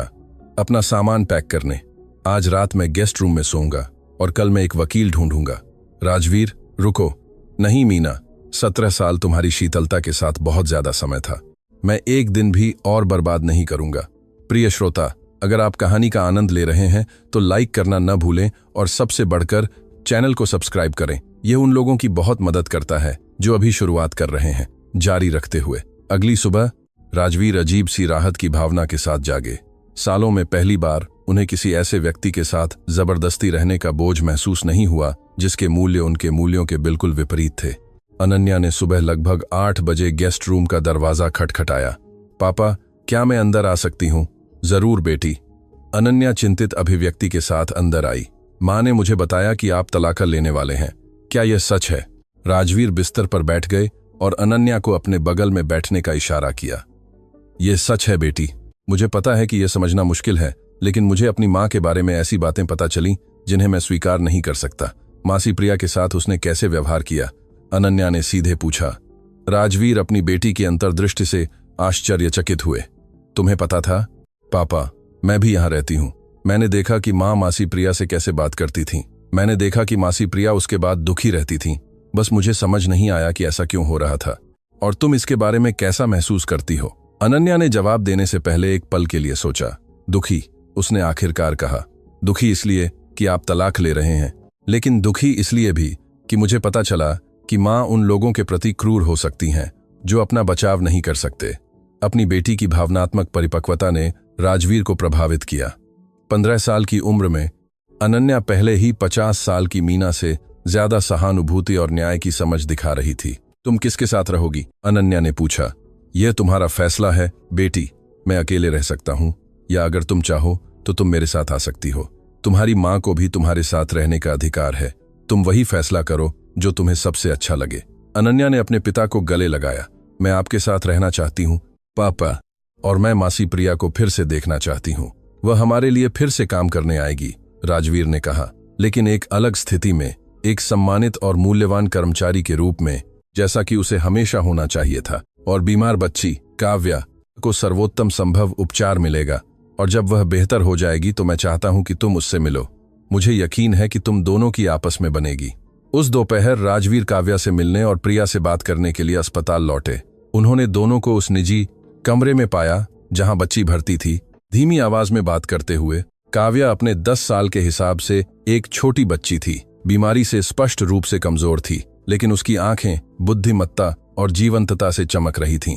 जब राजवीर कमरे में आए तो उसने उत्सुकता से उनकी ओर देखा। काव्या, यह राजवीर साहब हैं, प्रिया ने कहा। इन्होंने ही इस अस्पताल में तुम्हारा इलाज करवाया है। काव्या ने राजवीर को उन बच्चों की विशिष्ट गंभीरता से देखा जो बहुत कठिनाइयों से गुजर चुके थे। धन्यवाद राजवीर साहब, उसने एक नरम लेकिन स्पष्ट आवाज में कहा। यहाँ के डॉक्टर ने कहा कि वे मेरा दिल ठीक कर पाएंगे। बच्ची के सरल शब्दों को सुनकर राजवीर को तीव्र भावना महसूस हुई। मेरा दिल ठीक कर पाएंगे, जैसे यह एक टूटे हुए खिलौने को ठीक करने जैसा सरल हो। कोई बात नहीं काव्या, उन्होंने बिस्तर के पास आते हुए जवाब दिया। और क्या तुम मुझे चाचा राजवीर कह सकती हो? ठीक है। बच्ची का चेहरा एक सच्ची मुस्कान के साथ रोशन हो उठा। चाचा राजवीर, मासी प्रिया ने कहा कि आपकी एक बेटी है जो मेरी उम्र की है, मुझसे थोड़ी बड़ी है। वह 15 साल की है और उसका नाम अनन्या है। जब तुम बेहतर हो जाओगी तो मैं उसे तुमसे मिलवाऊंगा। क्या वह मुझसे दोस्ती करेगी, भले ही मैं बीमार हूं? काव्या के निर्दोष सवाल ने राजवीर का दिल तोड़ दिया। उस बच्ची को अपनी चिकित्सीय स्थिति के कारण कितनी बार ठुकराया गया होगा या उसके साथ अलग व्यवहार किया गया होगा। काव्या, अनन्या तुम्हारी दोस्त बनकर बहुत खुश होगी, राजवीर ने विश्वास के साथ कहा। और तुम बीमार नहीं हो, तुम एक बहुत बहादुर बच्ची हो जो और ज्यादा मजबूत बनने के लिए उपचार से गुजर रही हो। काव्या फिर मुस्कुराई और राजवीर ने देखा कि उसमें प्रिया जैसी ही खुशी बिखेरने की क्षमता थी, यहां तक कि कठिनाइयों के बीच भी। प्रिया, क्या मैं तुमसे एक पल के लिए बाहर बात कर सकता हूं? राजवीर ने पूछा। वे अस्पताल के गलियारे में निकले, जो उस सार्वजनिक माहौल के विपरीत था जहां वे एक दिन पहले मिले थे। यहां सब कुछ साफ, शांत और कुशल था। वह कैसे ढल रही है? राजवीर ने पूछा। बहुत अच्छे से, प्रिया ने जवाब दिया। और पहली बार जब से उन्होंने उसे फिर से पाया था, वह वास्तव में मुस्कुराई। डॉक्टरों ने कहा कि उपचार के सफल होने की अच्छी संभावना है और सर्जरी के बाद वह पूरी तरह से सामान्य जीवन जी सकती है। और तुम कैसा महसूस करती हो? प्रिया ने अपनी नजरें नीचे कर लीं, स्पष्ट रूप से अभी भी पिछले 48 घंटों में जो कुछ हुआ था उसे संसाधित कर रही थी। मुझे अभी भी विश्वास नहीं हो रहा है कि यह सब हो रहा है, उसने स्वीकार किया। कल मैं काव्या को खोने की सोचकर हताश थी। आज वह शहर के सबसे अच्छे अस्पताल में सबसे अच्छे डॉक्टरों के साथ है। यह सबसे कम है जो तुम और वह हकदार हो, राजवीर ने कहा। और प्रिया, मेरे प्रस्ताव के बारे में कि तुम वापस काम पर आ जाओ। राजवीर साहब, मुझे नहीं पता कि यह एक अच्छा विचार होगा या नहीं, प्रिया ने बीच में टोकते हुए कहा। जो कुछ भी हुआ उसके बाद शायद बेहतर होगा कि मैं कोई और नौकरी ढूंढूं। मीना की वजह से? प्रिया ने स्पष्ट रूप से असहज होते हुए सिर हिलाया। मैं आपके विवाह में और समस्याएं पैदा नहीं करना चाहती। राजवीर ने गहरी सांस ली। प्रिया, मीना और मैं तलाक लेने वाले हैं। प्रिया के चेहरे पर सदमा स्पष्ट था। क्यों? उसने पूछा और फिर तेजी से जोड़ा। माफ करना, यह मेरा मामला नहीं है। दरअसल यह तुम्हारा मामला है, राजवीर ने कहा, क्योंकि तुम्हारे साथ उसका व्यवहार ही था जिसने मुझे यह एहसास दिलाया कि मैं किसी ऐसे व्यक्ति से शादी कर रहा था जिसे मैं वास्तव में नहीं जानता था। राजवीर साहब, मैं आपके विवाह के अंत के लिए जिम्मेदार नहीं होना चाहती। तुम जिम्मेदार नहीं हो प्रिया, मीना के चुनाव जिम्मेदार हैं। उसने तुम्हारे साथ जिस तरह व्यवहार किया, उसने उसका एक ऐसा पक्ष उजागर किया जो मैंने कभी नहीं देखा था या शायद कभी ध्यान नहीं दिया था। एक क्रूरता और सहानुभूति की कमी जिसे मैं स्वीकार नहीं कर सकता। प्रिया कुछ देर चुप रही, जानकारी को संसाधित कर रही थी। और अनन्या मेरे साथ रहेगी और तुम्हें फिर से देखने के लिए उत्सुक है। तुम हमेशा उसके लिए एक बड़ी बहन जैसी थी। मैं भी अनन्या को याद करती हूं, प्रिया ने एक उदास मुस्कान के साथ स्वीकार किया। तो क्या तुम वापस आने के लिए सहमत हो?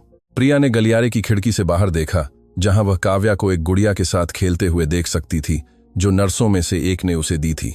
अगर मैं वापस आती हूं तो क्या मैं कभी कभी काव्या को अपने साथ ला सकती हूं? मैं उसे मौसी गीता देवी के साथ ज्यादा देर तक अकेला नहीं छोड़ना चाहती। वह बहुत बूढ़ी हैं और आसानी से थक जाती हैं। जरूर, राजवीर ने तुरंत जवाब दिया। दरअसल मैं एक अलग प्रस्ताव के बारे में सोच रहा था। कैसे? क्या होगा अगर तुम और काव्या घर में रहने आ जाओ? कई खाली कमरे हैं और इस तरह तुम साथ रहोगी। बच्ची को अनन्या का साथ मिलेगा और तुम्हें रोज आने जाने की चिंता नहीं करनी पड़ेगी। प्रिया ने आंखें फाड़ लीं। मालिक साहब, यह बहुत उदारता है, लेकिन कुछ नहीं, राजवीर ने बीच में टोकते हुए कहा। प्रिया, तुमने अपनी वित्तीय और भावनात्मक स्थिरता का बलिदान एक बच्ची की देखभाल के लिए किया जो तुम्हारी सीधी जिम्मेदारी भी नहीं थी। तुमने एक वफादारी और बिना शर्त प्यार दिखाया है जो आज की दुनिया में दुर्लभ है। मुझे उस उदारता का थोड़ा हिस्सा लौटाने दो। और अगर काव्या को घर पसंद नहीं आया, वह ज्यादा साधारण माहौल की आदी है। राजवीर मुस्कुराए। अनन्या पहले ही काव्या के लिए एक कमरे को फिर से सजाने की योजना बना रही है। उसने कहा कि वह नई छोटी बहन के लिए एक राजकुमारी का कमरा बनाना चाहती है। प्रिया फिर से रोने लगी, लेकिन इस बार वे शुद्ध कृतज्ञता और राहत के आंसू थे। मैं यह सब कैसे कर सकती हूँ?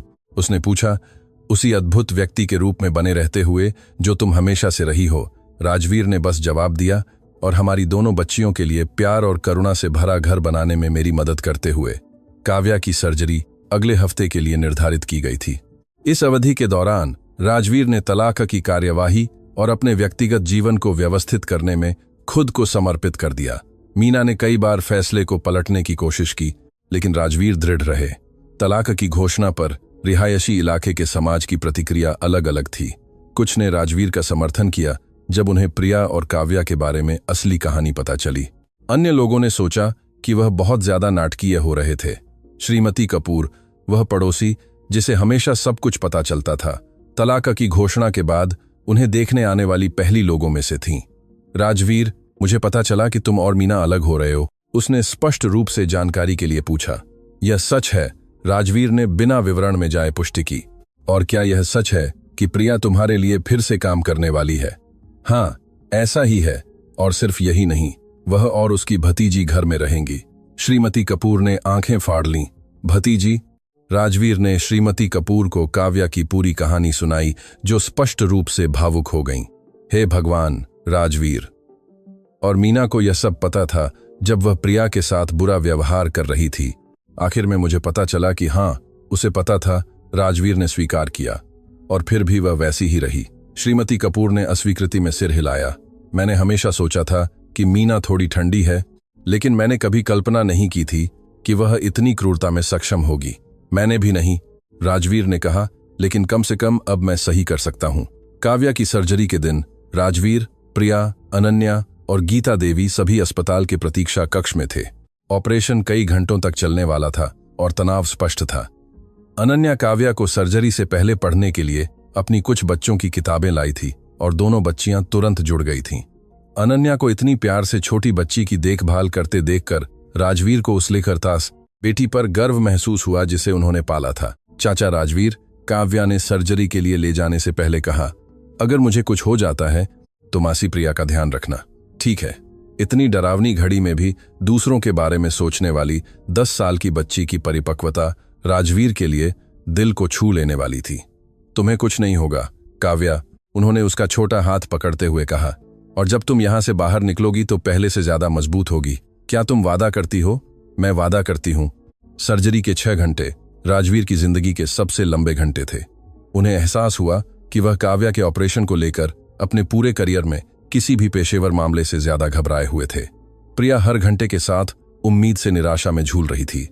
राजवीर उसे जितना हो सके सांत्वना दे रहे थे, लेकिन उन्हें पता था कि जब तक सर्जन ये नहीं कहते कि सब कुछ ठीक हो गया है, तब तक उनमें से कोई भी पूरी तरह से आराम नहीं कर पाएगा। अनन्या पूरी प्रतीक्षा के दौरान आश्चर्यजनक रूप से परिपक्व रही। उसने प्रिया और गीता देवी दोनों को सांत्वना दी, और यहां तक कि प्रतीक्षा कक्ष में एक ही स्थिति में बैठे अन्य माता पिता का भी ध्यान भटकाया। आखिरकार सर्जन मुस्कुराते हुए आए। सर्जरी पूरी तरह सफल रही। उन्होंने घोषणा की, काव्या ठीक है और रिकवरी शांत होनी चाहिए। प्रिया राहत के आंसुओं में टूट गई और राजवीर को लगा जैसे उनके कंधों से एक विशाल बोझ हट गया हो। अनन्या खुशी से चिल्लाई, और यहां तक कि गीता देवी भी, जो पूरी प्रतीक्षा के दौरान शांत थीं, रोने लगीं। हम उसे कब देख सकते हैं? प्रिया ने पूछा। कुछ घंटों में, जब वह एनेस्थीसिया से जागेगी, डॉक्टर ने जवाब दिया, लेकिन मैं आपको बता सकता हूं कि उसके महत्वपूर्ण संकेत उत्कृष्ट हैं और कोई जटिलता नहीं है। उस रात काव्या को अस्पताल के कमरे में धीरे धीरे जागते हुए देखकर, अभी भी एनेस्थीसिया से बेसुध, लेकिन उसके चेहरे पर एक स्वस्थ गुलाबी रंगत थी जो महीनों से नहीं थी, राजवीर को पता था कि उन्होंने सही फैसले लिए थे। बच्ची ने चारों ओर देखा, एक ही समय में सभी चिंतित और मुस्कुराते हुए चेहरों को देखते हुए। क्या सब ठीक हो गया? उसने रूखी आवाज में पूछा। सब ठीक हो गया, प्रिया ने अपनी भतीजी के माथे को चूमते हुए पुष्टि की। तुम्हारा दिल अब एकदम ठीक है, काव्या मुस्कुराई और राजवीर की ओर देखा। धन्यवाद चाचा राजवीर, अब मैं अन्य बच्चों की तरह खेल सकती हूं। जरूर, उन्होंने कहा, एक ऐसी भावना महसूस करते हुए जो उन्हें शायद ही कभी महसूस होती थी, और तुम उससे कहीं ज्यादा कर पाओगी। तुम एक पूरी तरह से सामान्य और खुशहाल जीवन जी पाओगी। काव्या की रिकवरी उतनी तेजी से हुई जितनी किसी ने उम्मीद नहीं की थी। 1 हफ्ते में वह अस्पताल से छुट्टी पाने के लिए पर्याप्त रूप से ठीक हो गई थी। डॉक्टरों को उसकी लचीलापन और दृढ़ संकल्प से प्रभावित हुए। राजवीर ने उस हफ्ते प्रिया और काव्या को अपने घर में स्वागत करने की तैयारी पूरी की थी। अनन्या ने काव्या के कमरे को व्यक्तिगत रूप से सजाने पर जोर दिया था। उसे एक सच्चे राजकुमारी के कमरे में बदल दिया था, जिसमें गुलाबी वॉलपेपर, सफेद फर्नीचर और भरवां खिलौनों का संग्रह था। मुझे लगता है कि तुमने थोड़ा ज्यादा कर दिया, राजवीर ने अनन्या से कहा जब वे अंतिम परिणाम देख रहे थे। पापा, उसने सालों तक अस्पताल के कमरों में और बिना ज्यादा संसाधनों वाले घर में बिताए हैं। अनन्या ने अपने 15 साल से ज्यादा की बुद्धिमत्ता के साथ जवाब दिया। वह अपनी जिंदगी में थोड़ी जादू की हकदार है। जिस दिन काव्या डी ला वेगा परिवार के घर पहुंची, उसकी प्रतिक्रिया ठीक वैसी ही थी जैसी अनन्या ने उम्मीद की थी। बच्ची अपने लिए तैयार किए गए कमरे में घुस गई और कई सेकंड तक दरवाजे पर खड़ी रही, जैसे उसे विश्वास ही न हो रहा हो कि वह क्या देख रही है। यह कमरा मेरा है? उसने अविश्वासी आवाज में पूछा। पूरी तरह तुम्हारा, अनन्या ने पुष्टि की। और देखो, इसमें गेम्स वाला टीवी है, किताबों से भरा शेल्फ है और यह बिस्तर बहुत आरामदायक है। काव्या नए बिस्तर पर कूद गई, नरम गद्दे में धंस गई और शुद्ध खुशी से हंसने लगी।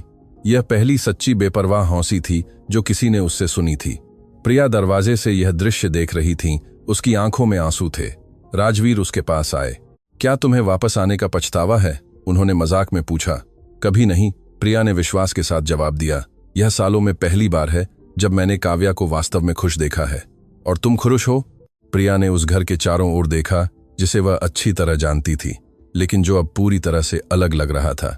मीना की ठंडी और शत्रुतापूर्ण उपस्थिति के बिना माहौल बदल गया था। हंसी थी, खुशनुमा बातचीत थी और एक सच्ची परिवार की भावना थी। जितनी मैं हकदार हूं उससे ज्यादा खुश, उसने ईमानदारी से जवाब दिया। हम सभी खुश रहने के हकदार हैं प्रिया, राजवीर ने कहा।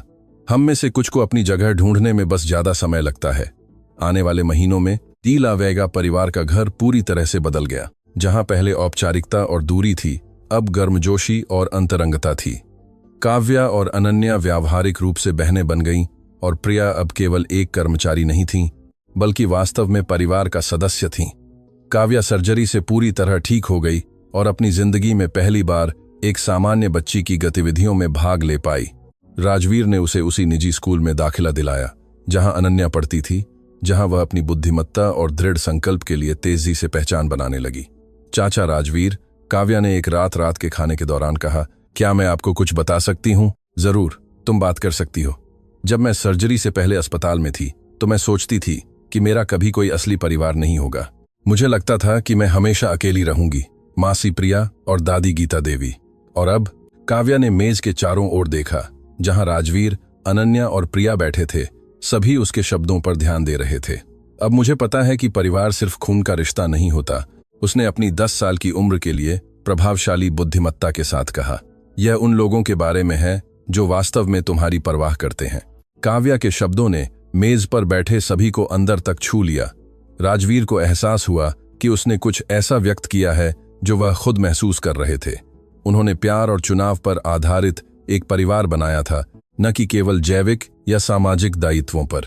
अनन्या ने काव्या को अपनी तरफ से गले लगाया। तुम हमेशा मेरी छोटी बहन रहोगी, उसने कहा, चाहे कुछ भी हो। क्या तुम वादा करती हो? मैं वादा करती हूँ। प्रिया दोनों बच्चियों के बीच के रिश्ते को कृतज्ञता के साथ देख रही थी, जो उसे हर दिन आश्चर्यचकित करती थी। महीनों पहले वह हताश थी, निराश थी। यह विश्वास करती थी कि वह अपनी जिंदगी के सबसे महत्वपूर्ण व्यक्ति को खो देगी। अब न केवल काव्या स्वस्थ थी, बल्कि दोनों को एक ऐसा परिवार मिल गया था जिसकी उन्होंने कभी कल्पना भी नहीं की थी। राजवीर साहब, प्रिया ने बच्चियों के होमवर्क करने ऊपर जाने के बाद कहा, मुझे अभी भी विश्वास नहीं हो रहा है कि यह सब हो रहा है। तुम ऐसा क्यों नहीं मानती? क्योंकि मुझ जैसे लोगों का आमतौर पर सुखद अंत नहीं होता, उसने बस कहा।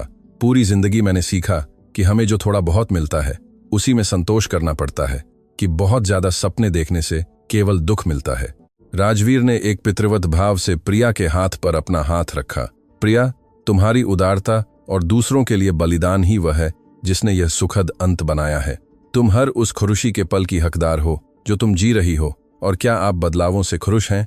राजवीर ने अपने घर के चारों ओर देखा, जो आखिरकार एक सच्चा घर लग रहा था। जितना मैं कई सालों में रहा हूं उससे ज्यादा खुश, उन्होंने स्वीकार किया। मुझे पता चला कि धन का पैसे से कोई लेना देना नहीं है, इसका उन लोगों से घिरा होने से है जो वास्तव में एक दूसरे की परवाह करते हैं।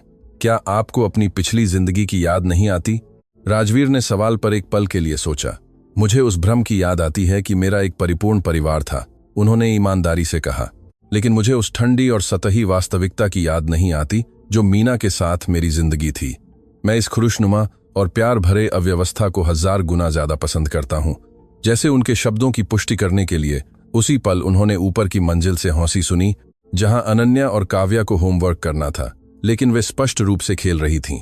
मैं ऊपर जाकर उन्हें पढ़ाई पर ध्यान केंद्रित करने के लिए कहूंगी, प्रिया ने उठना शुरू करते हुए कहा।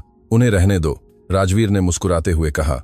उन्हें सिर्फ बच्चे होने का बहुत कम समय मिला है, उन्हें थोड़ा और खेलने दो। काव्या की सर्जरी के 6 महीने बाद राजवीर को मीना का एक अप्रत्याशित फोन आया। तलाक के 3 महीने बाद से उन्होंने बात नहीं की थी। राजवीर, मैं हूं मीना। मीना, क्या चाहती हो? क्या मैं अनन्या से मिल सकती हूं?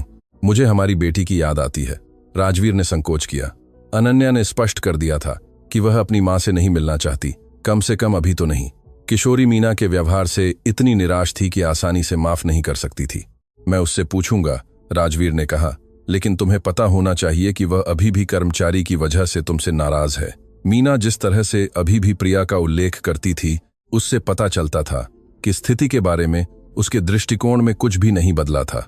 उस क्रूर तरीके के लिए जिससे तुमने किसी ऐसे व्यक्ति के साथ व्यवहार किया जो हमेशा हमारे परिवार के प्रति वफादार रहा, राजवीर ने सुधार किया। और मीना, अगर अनन्या तुमसे मिलने के लिए सहमत होती है तो तुम प्रिया और काव्या दोनों के साथ सम्मान से व्यवहार करोगी। वे अब यहाँ रहती हैं और हमारे परिवार का हिस्सा हैं। वे वहाँ रहती हैं। मीना की आवाज में आश्चर्य स्पष्ट था। वे रहती हैं और यहाँ बहुत खुश हैं। और मीना एक लंबे समय तक चुप रही। ठीक है, उसने आखिरकार कहा, मैं उचित व्यवहार करूंगी। नहीं मीना, मैं नहीं चाहता कि तुम उचित व्यवहार करो। मैं चाहता हूं कि तुम वास्तव में सम्मानजनक और मिलनसार बनो। अगर तुम ऐसा नहीं कर सकती तो बेहतर होगा कि तुम मत आओ। जब राजवीर ने अनन्या से अपनी मां के फोन के बारे में बात की तो किशोरी की प्रतिक्रिया ठीक वैसी ही थी जैसी उन्होंने उम्मीद की थी। मैं अभी उसे देखना नहीं चाहती पापा, अनन्या ने कहा। मैं अभी भी इस बात पर बहुत गुस्से में हूं कि उसने मासी प्रिया और काव्या के साथ क्या किया। मैं समझता हूं, राजवीर ने कहा, और तुम्हें उससे तब तक मिलने की जरूरत नहीं है जब तक तुम तैयार महसूस न करो। क्या वह बदल गई है? अनन्या ने पूछा। ईमानदारी से कहूं तो मुझे नहीं लगता, कम से कम जो मैंने बातचीत में महसूस किया। अनन्या ने सिर हिलाया जैसे उस जवाब ने उसके अपने संदेहों की पुष्टि की हो। तो मैं थोड़ा और इंतजार करूंगी, उसने फैसला किया। शायद किसी दिन वह वास्तव में समझ जाएगी कि उसने क्या किया, लेकिन तब तक मैं दूरी बनाए रखना पसंद करती हूं। अनन्या की भावनात्मक परिपक्वता ने राजवीर को प्रभावित करना जारी रखा। 20 साल की उम्र में वह रिश्तों और माफी के बारे में ऐसी समझ दिखा रही थी जो कई वयस्कों में कभी विकसित नहीं होती। क्या तुम यह मासी प्रिया और काव्या को बताओगी? राजवीर ने पूछा। मैंने उन्हें पहले ही बता दिया है। मैं चाहती थी कि वे जाने कि ऐसा कोई जोखिम नहीं है कि वह यहाँ अप्रत्याशित रूप से आकर कोई समस्या पैदा करे। मैंने माँ को बहुत स्पष्ट कर दिया कि यह अब हमारा परिवार है और अगर वह भविष्य में मेरे साथ किसी भी तरह का रिश्ता चाहती है तो उसे इसका सम्मान करना होगा। और उसने इसे स्वीकार किया। उसके पास कोई और विकल्प नहीं था। अनन्या ने मुस्कुराते हुए कहा, मैंने आपसे दृढ़ रहना सीखा पापा। उस रात के खाने के दौरान अनन्या ने परिवार के बाकी सदस्यों को मीना के साथ अपनी बातचीत के बारे में बताया। हर किसी की प्रतिक्रिया से पता चलता था कि वे सालों में कितने परिपक्व हुए थे। काव्या, जो अब 15 साल की थी और चिकित्सा का अध्ययन करने के लिए अपनी पढ़ाई पर पूरी तरह से केंद्रित थी, उसने सब कुछ रुचि से सुना, लेकिन बिना किसी चिंता के। यह दुख की बात है कि उसने इतना समय खो दिया। काव्या ने टिप्पणी की, लेकिन कम से कम हमें पता है कि हमारा परिवार जैसा है वैसा ही सुरक्षित और खुश है। प्रिया, जो मीना का नाम सुनकर थोड़ी तनाव में आ गई थी, यह जानकर शांत हो गई कि अनन्या ने स्थिति स्पष्ट कर दी थी। अनन्या, तुमने इसे बहुत परिपक्व तरीके से संभाला, उसने कहा, और मुझे खुशी है कि तुमने यह स्पष्ट कर दिया कि यह तुम्हारा असली परिवार है। गीता देवी, जो अब 77 साल की थीं, लेकिन अभी भी स्पष्ट और सक्रिय थीं, उन्होंने एक टिप्पणी की जिसने सभी को आश्चर्यचकित कर दिया। क्या आप जानते हैं कि मैंने जीवन के इन सभी सालों में क्या सीखा है? उसने कहा कि कुछ लोग बढ़ने और बदलने में सक्षम होते हैं और कुछ हमेशा उन्हीं पैटर्नों में फंसे रहते हैं। मीना दूसरे प्रकार की लगती है। यह उसकी गलती नहीं है, लेकिन उसे बदलने की कोशिश करते रहना हमारी जिम्मेदारी भी नहीं है। दादी गीता देवी सही हैं, राजवीर ने सहमति व्यक्त की। हमने सालों पहले जो कर सकते थे किया। अब हमारी जिम्मेदारी अपने परिवार और अपनी खुशी के प्रति है। 2 साल बाद जब काव्या चिकित्सा प्रवेश परीक्षा की तैयारी कर रही थी तो उसके मन में एक विचार आया जिसने सभी को आश्चर्यचकित कर दिया। चाचा राजवीर, मैं अपने 18वें जन्मदिन के लिए कुछ खास करना चाहती हूँ, उसने कहा। तुम्हारे दिमाग में क्या है? मैं एक पार्टी करना चाहती हूँ, लेकिन अपने लिए नहीं। मैं पिछले 7 सालों में हमारे कार्यक्रम द्वारा मदद किए गए सभी बच्चों के लिए एक पार्टी करना चाहती हूँ। राजवीर को विचार से भावनात्मक महसूस हुआ। मदद किए गए सभी लोगों का एक पुनर्मिलन। बिल्कुल, मैं देखना चाहती हूँ कि वे अब कैसे हैं। मैं चाहती हूँ कि वे देखें कि मैं यहाँ तक पहुँचने में कामयाब रही, और मैं चाहती हूँ कि वे जानें कि वे भी ऐसा कर सकते हैं। काव्या का विचार एक असाधारण घटना बन गया।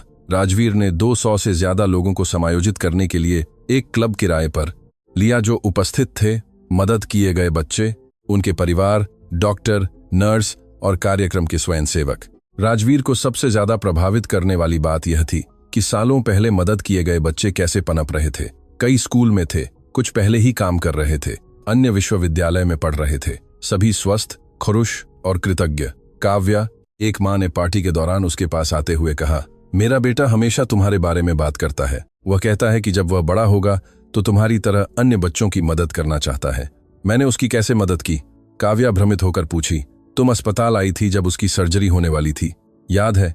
तुमने उसे अपनी कहानी बताई थी। तुमने उससे कहा था कि सब ठीक हो जाएगा। वह बहुत डरा हुआ था, लेकिन तुमसे बात करने के बाद वह बहादुर हो गया। काव्या को उस मुलाकात की धुंधली याद थी, लेकिन उसे नहीं पता था कि उसने इतना बड़ा प्रभाव डाला था। क्या वह अब ठीक है? उसने पूछा। ठीक से ज्यादा। वह बाल चिकित्सा नर्स बनने की पढ़ाई कर रहा है। वह बीमार बच्चों के साथ काम करना चाहता है। इस बातचीत को सुनकर राजवीर को कुछ असाधारण महसूस हुआ। काव्या अन्य दर्जनों बच्चों के लिए एक प्रेरणा बन गई थी, जो बदले में दूसरों की मदद करने के लिए करियर चुन रहे थे। करुणा का चक्र जो प्रिया के बलिदान से शुरू हुआ था, वह तेजी से बढ़ रहा था। पार्टी के दौरान राजवीर ने एक भाषण दिया जिसने सभी को भावुक कर दिया। 8 साल पहले उन्होंने शुरू किया। प्रिया नाम की एक युवा महिला ने रोते हुए अपनी नौकरी छोड़ दी। उन्होंने मुझे उस समय नहीं बताया, लेकिन वह एक बीमार बच्चे की देखभाल करने के लिए जा रही थीं, जिसे तत्काल मदद की जरूरत थी। उन्होंने प्रिया की ओर देखा, जो काव्या के बगल में पहली पंक्ति में बैठी थीं। प्रिया को नहीं पता था कि एक बच्चे की जान बचाने के लिए अपनी स्थिरता का बलिदान करने का उसका फैसला न केवल काव्या की जिंदगी को, बल्कि सैकड़ों अन्य लोगों की जिंदगी को भी बदल देगा। राजवीर ने पार्टी में मौजूद सभी लोगों की ओर इशारा किया। इस कमरे में हर व्यक्ति प्रिया की करुणा और साहस से प्रभावित हुआ है। हमारे कार्यक्रम द्वारा बचाए गए हर बच्चे का अस्तित्व इसलिए है क्योंकि एक युवा घरेलू कर्मचारी ने फैसला किया कि एक बच्चे के लिए प्यार अपनी वित्तीय सुरक्षा से ज्यादा महत्वपूर्ण था। काव्या, राजवीर ने 17 साल की युवा महिला की ओर देखते हुए जारी रखा, जो 18 साल की होने वाली थी। तुमने अपनी पीड़ा को उद्देश्य में बदल दिया। तुम्हारी बीमारी ने हमारे परिवार को एक साथ लाया। तुम्हारी रिकवरी ने हमें उम्मीद के बारे में सिखाया, और तुम्हारी करुणा ने एक ऐसा आंदोलन बनाया जिसने सैकड़ों लोगों की जान बचाई। और आप सभी, उन्होंने उपस्थित बच्चों को संबोधित करते हुए कहा, इस बात का जीवित प्रमाण है कि बिना शर्त प्यार सचमुच पहाड़ों को हिला सकता है, कि जब कोई व्यक्ति व्यक्तिगत लागत की परवाह किए बिना सही करने का फैसला करता है तो वह ऐसी लहरें पैदा कर सकता है जो दुनिया को बदल देती हैं। राजवीर के भाषण के बाद कई मिनटों तक तालियां बजती रहीं, न केवल उनके शब्दों की वाक्पटुता के लिए, बल्कि इसलिए भी कि उपस्थित सभी लोग जानते थे कि वे सच थे। उस रात सभी के जाने के बाद परिवार घर के हॉल में इकट्ठा हुआ ताकि असाधारण पार्टी पर विचार विमर्श कर सके। चाचा राजवीर, काव्या ने कहा, क्या मैं एक सवाल पूछ सकती हूं जो मैं हमेशा से पूछना चाहती थी? कोई भी सवाल। उस दिन जब मासी प्रिया ने इस्तीफा दिया तो आपने वास्तव में क्या महसूस किया? राजवीर ने जवाब देने से पहले ध्यान से सोचा। मुझे लगा जैसे मैंने परिवार के एक सदस्य को खो दिया है। उन्होंने ईमानदारी से कहा। मुझे लगा कि कुछ बहुत गलत था, लेकिन मुझे नहीं पता था कि क्या, और मुझे किसी ऐसे व्यक्ति की रक्षा और देखभाल करने की तत्काल आवश्यकता महसूस हुई जिसने हमेशा हमारी देखभाल की थी। और जब आपको मेरे बारे में पता चला तो मुझे शर्म महसूस हुई। राजवीर ने स्वीकार किया। शर्म इसलिए कि मुझे एहसास नहीं हुआ कि वह पीड़ित थी। शर्म इसलिए कि मैंने अपनी पूर्व पत्नी को प्रिया के साथ बुरा व्यवहार करने की अनुमति दी, और मैंने स्थिति को ठीक करने का पूर्ण दृढ़ संकल्प महसूस किया। और अब, काव्या ने पूछा, जो कुछ भी हुआ उसके बारे में आपको कैसा महसूस होता है? राजवीर ने हॉल के चारों ओर देखा, जहां उनका असली परिवार इकट्ठा था। प्रिया, जो एक कर्मचारी से एक प्यारी मां में बदल गई थीं। अनन्या, जो बड़ी होकर एक दयालु और दृढ़ युवा महिला बन गई थीं। काव्या, जो एक बीमार बच्ची से सैकड़ों अन्य लोगों के लिए प्रेरणा बन गई थीं। गीता देवी, जो सभी के लिए ज्ञान और स्थिरता लाई थीं। मैं पूर्ण महसूस करता हूं, उन्होंने बस जवाब दिया। जीवन में पहली बार मैं वास्तव में पूर्ण महसूस करता हूं। यहां तक कि तलाकर में इतना पैसा खोने और कार्यक्रम पर इतना खर्च करने के बाद भी। काव्या ने एक शरारती मुस्कान के साथ पूछा। राजवीर हंसे। काव्या, मैंने जितना खोया उससे कहीं ज्यादा पाया। मैंने एक सच्चा परिवार पाया, मैंने जीवन में एक उद्देश्य पाया, और मैंने दुनिया में फर्क लाने का अवसर पाया। ऐसा कोई पैसा नहीं है जो इसकी कीमत चुका सके। और अगर आप समय में वापस जा सकते और कुछ बदल सकते तो। काव्या ने जोर दिया। बस एक चीज, राजवीर ने कहा, मुझे पहले ही एहसास हो जाता कि तुम और प्रिया इस परिवार के लिए वास्तव में कौन थे। मैं तुम्हें बहुत अनावश्यक पीड़ा से बचा लेता, लेकिन अगर हम उस पीड़ा से नहीं गुजरते, प्रिया ने बातचीत में पहली बार बोलते हुए कहा, तो शायद हम आज मिली खुशी को इतना महत्व नहीं देते, और शायद कार्यक्रम कभी नहीं बनता। अनन्या ने जोड़ा। और सैकड़ों बच्चे नहीं बचते। क्या आपको लगता है कि पीड़ा से गुजरना सार्थक है अगर इसका परिणाम दूसरों की मदद करने में होता है? काव्या ने पूछा, उन दार्शनिक गहराई को प्रदर्शित करते हुए जो उसने इन सालों में विकसित की थी। सवाल ने सभी को चुप कर दिया। मामले की नैतिक जटिलता पर विचार करते हुए, मुझे लगता है कि पीड़ा अपने आप में कभी सार्थक नहीं होती, गीता देवी ने आखिरकार कहा। लेकिन पीड़ा से गुजरने के बाद हम उसके साथ क्या करते हैं वह बहुत सार्थक हो सकता है। दादी सही हैं, राजवीर ने सहमति व्यक्त की। मैं नहीं चाहता कि आप उस सारी निराशा से गुजरें, लेकिन मैं उस अनुभव के साथ आपने जो किया उसकी असीम रूप से प्रशंसा करता हूं। तुमने दर्द को उद्देश्य में बदल दिया, अनन्या ने संक्षेप में कहा। दुख को सेवा में और डर को ताकत में, काव्या ने जोड़ा। प्रिया, जो बातचीत के अधिकांश समय चुप रही थी, आखिरकार बोली, क्या आप जानते हैं कि मुझे इस पूरी कहानी में सबसे ज्यादा किस बात पर गर्व है? उसने कहा। क्या? सभी ने एक स्वर में पूछा कि काव्या और अनन्या ने यह देखा कि कठिनाइयों का सामना गरिमा के साथ करना संभव है, कि बुरे अनुभवों को अच्छा करने के अवसरों में बदलना संभव है, और कि असली परिवार चुनाव और प्यार के बारे में है, खून या दायित्व के बारे में नहीं। उन्होंने सीखा क्योंकि आपने सिखाया, राजवीर ने कहा। आपके बलिदान और बिना शर्त प्यार का उदाहरण ही वह है जिसने इस परिवार को बनाया। नहीं, प्रिया ने विरोध किया। यह परिवार इसलिए बना क्योंकि राजवीर साहब ने सच्चाई जानने पर सही करने का चुनाव किया। उन्होंने सुविधा के बजाय करुणा को चुना, सामाजिक अनुरूपता के बजाय प्यार को चुना। हम सभी ने चुना, गीता देवी ने कहा। हम में से हर एक ने अलग अलग समय पर डर के बजाय प्यार को चुना, स्वार्थ के बजाय उदारता को चुना, विभाजन के बजाय एकता को चुना। गीता देवी की गहरी टिप्पणी ने सभी को सालों से अपने स्वयं के चुनावों पर विचार करने पर मजबूर किया। मुझे लगता है कि यही हमारी कहानी का असली नैतिक है। अनन्या ने कहा कि हमारे पास हमेशा विकल्प होते हैं, यहां तक कि सबसे कठिन परिस्थितियों में भी, और प्यार पर आधारित हमारे चुनाव हमेशा डर या स्वार्थ पर आधारित चुनावों की तुलना में बेहतर परिणाम देते हैं, और प्यार पर आधारित एक ही चुनाव ऐसी लहरें पैदा कर सकता है जो दर्जनों अन्य लोगों की जिंदगी को बदल देती हैं, काव्या ने जोड़ा। सैकड़ों अन्य लोगों की जिंदगी को राजवीर ने कार्यक्रम द्वारा मदद किए गए सभी बच्चों को याद करते हुए सुधार किया। उस रात सभी के सो जाने के बाद राजवीर हॉल में जागते रहे, उस असाधारण यात्रा पर विचार करते रहे जो उनके परिवार ने उस मंगलवार की सुबह से शुरू की थी। 8 साल पहले एक कर्मचारी रोते हुए इस्तीफा दे गई थी और उन्हें कारण जानने पर रोना आया था, लेकिन वे आंसू उसके और उसके दोनों के ने कुछ ऐसा बहुत ज्यादा सुंदर बनाया था जिसकी कोई कल्पना भी नहीं कर सकता था। करुणा पर बना एक परिवार, बिना शर्त प्यार से पोषित और दूसरों की सेवा के लिए समर्पित। एक परिवार जिसने यह दिखाया था कि असली धन का पैसे से कोई लेना देना नहीं है, बल्कि प्यार के माध्यम से जीवन को बदलने की क्षमता से है। और जब राजवीर आखिरकार उस रात सोने गए तो उन्हें पूर्ण निश्चितता के साथ पता था कि प्रिया के इस्तीफा देने का कारण जानने पर रोना उनकी जिंदगी का सबसे अच्छा पल था, क्योंकि उसी पल उनकी असली यात्रा शुरू हुई थी। कहानी समाप्त। और आपको यह प्यार, परिवार और संघर्ष से उबरने की मार्मिक कहानी कैसी लगी? क्या आप कल्पना कर सकते हैं कि प्रिया ने जो फैसला लिया, अपनी स्थिरता का बलिदान एक बच्चे को बचाने के लिए करना कितना मुश्किल रहा होगा? या राजवीर ने सही करने का चुनाव करने में जो साहस दिखाया, यहां तक कि अपने विवाह की कीमत पर भी? अपनी राय कमेंट्स में दें और हमें बताएं कि क्या आप ऐसी ही कहानियों के बारे में जानते हैं जहां लोगों ने दुख को उद्देश्य में बदल दिया हो। अगर इस कहानी ने आपके दिल को छुआ है तो लाइक करना न भूलें और चैनल को सब्सक्राइब करें ताकि आप ऐसी ही अन्य रोमांचक कहानियों को न चूकें। आपकी संगति के लिए बहुत बहुत धन्यवाद।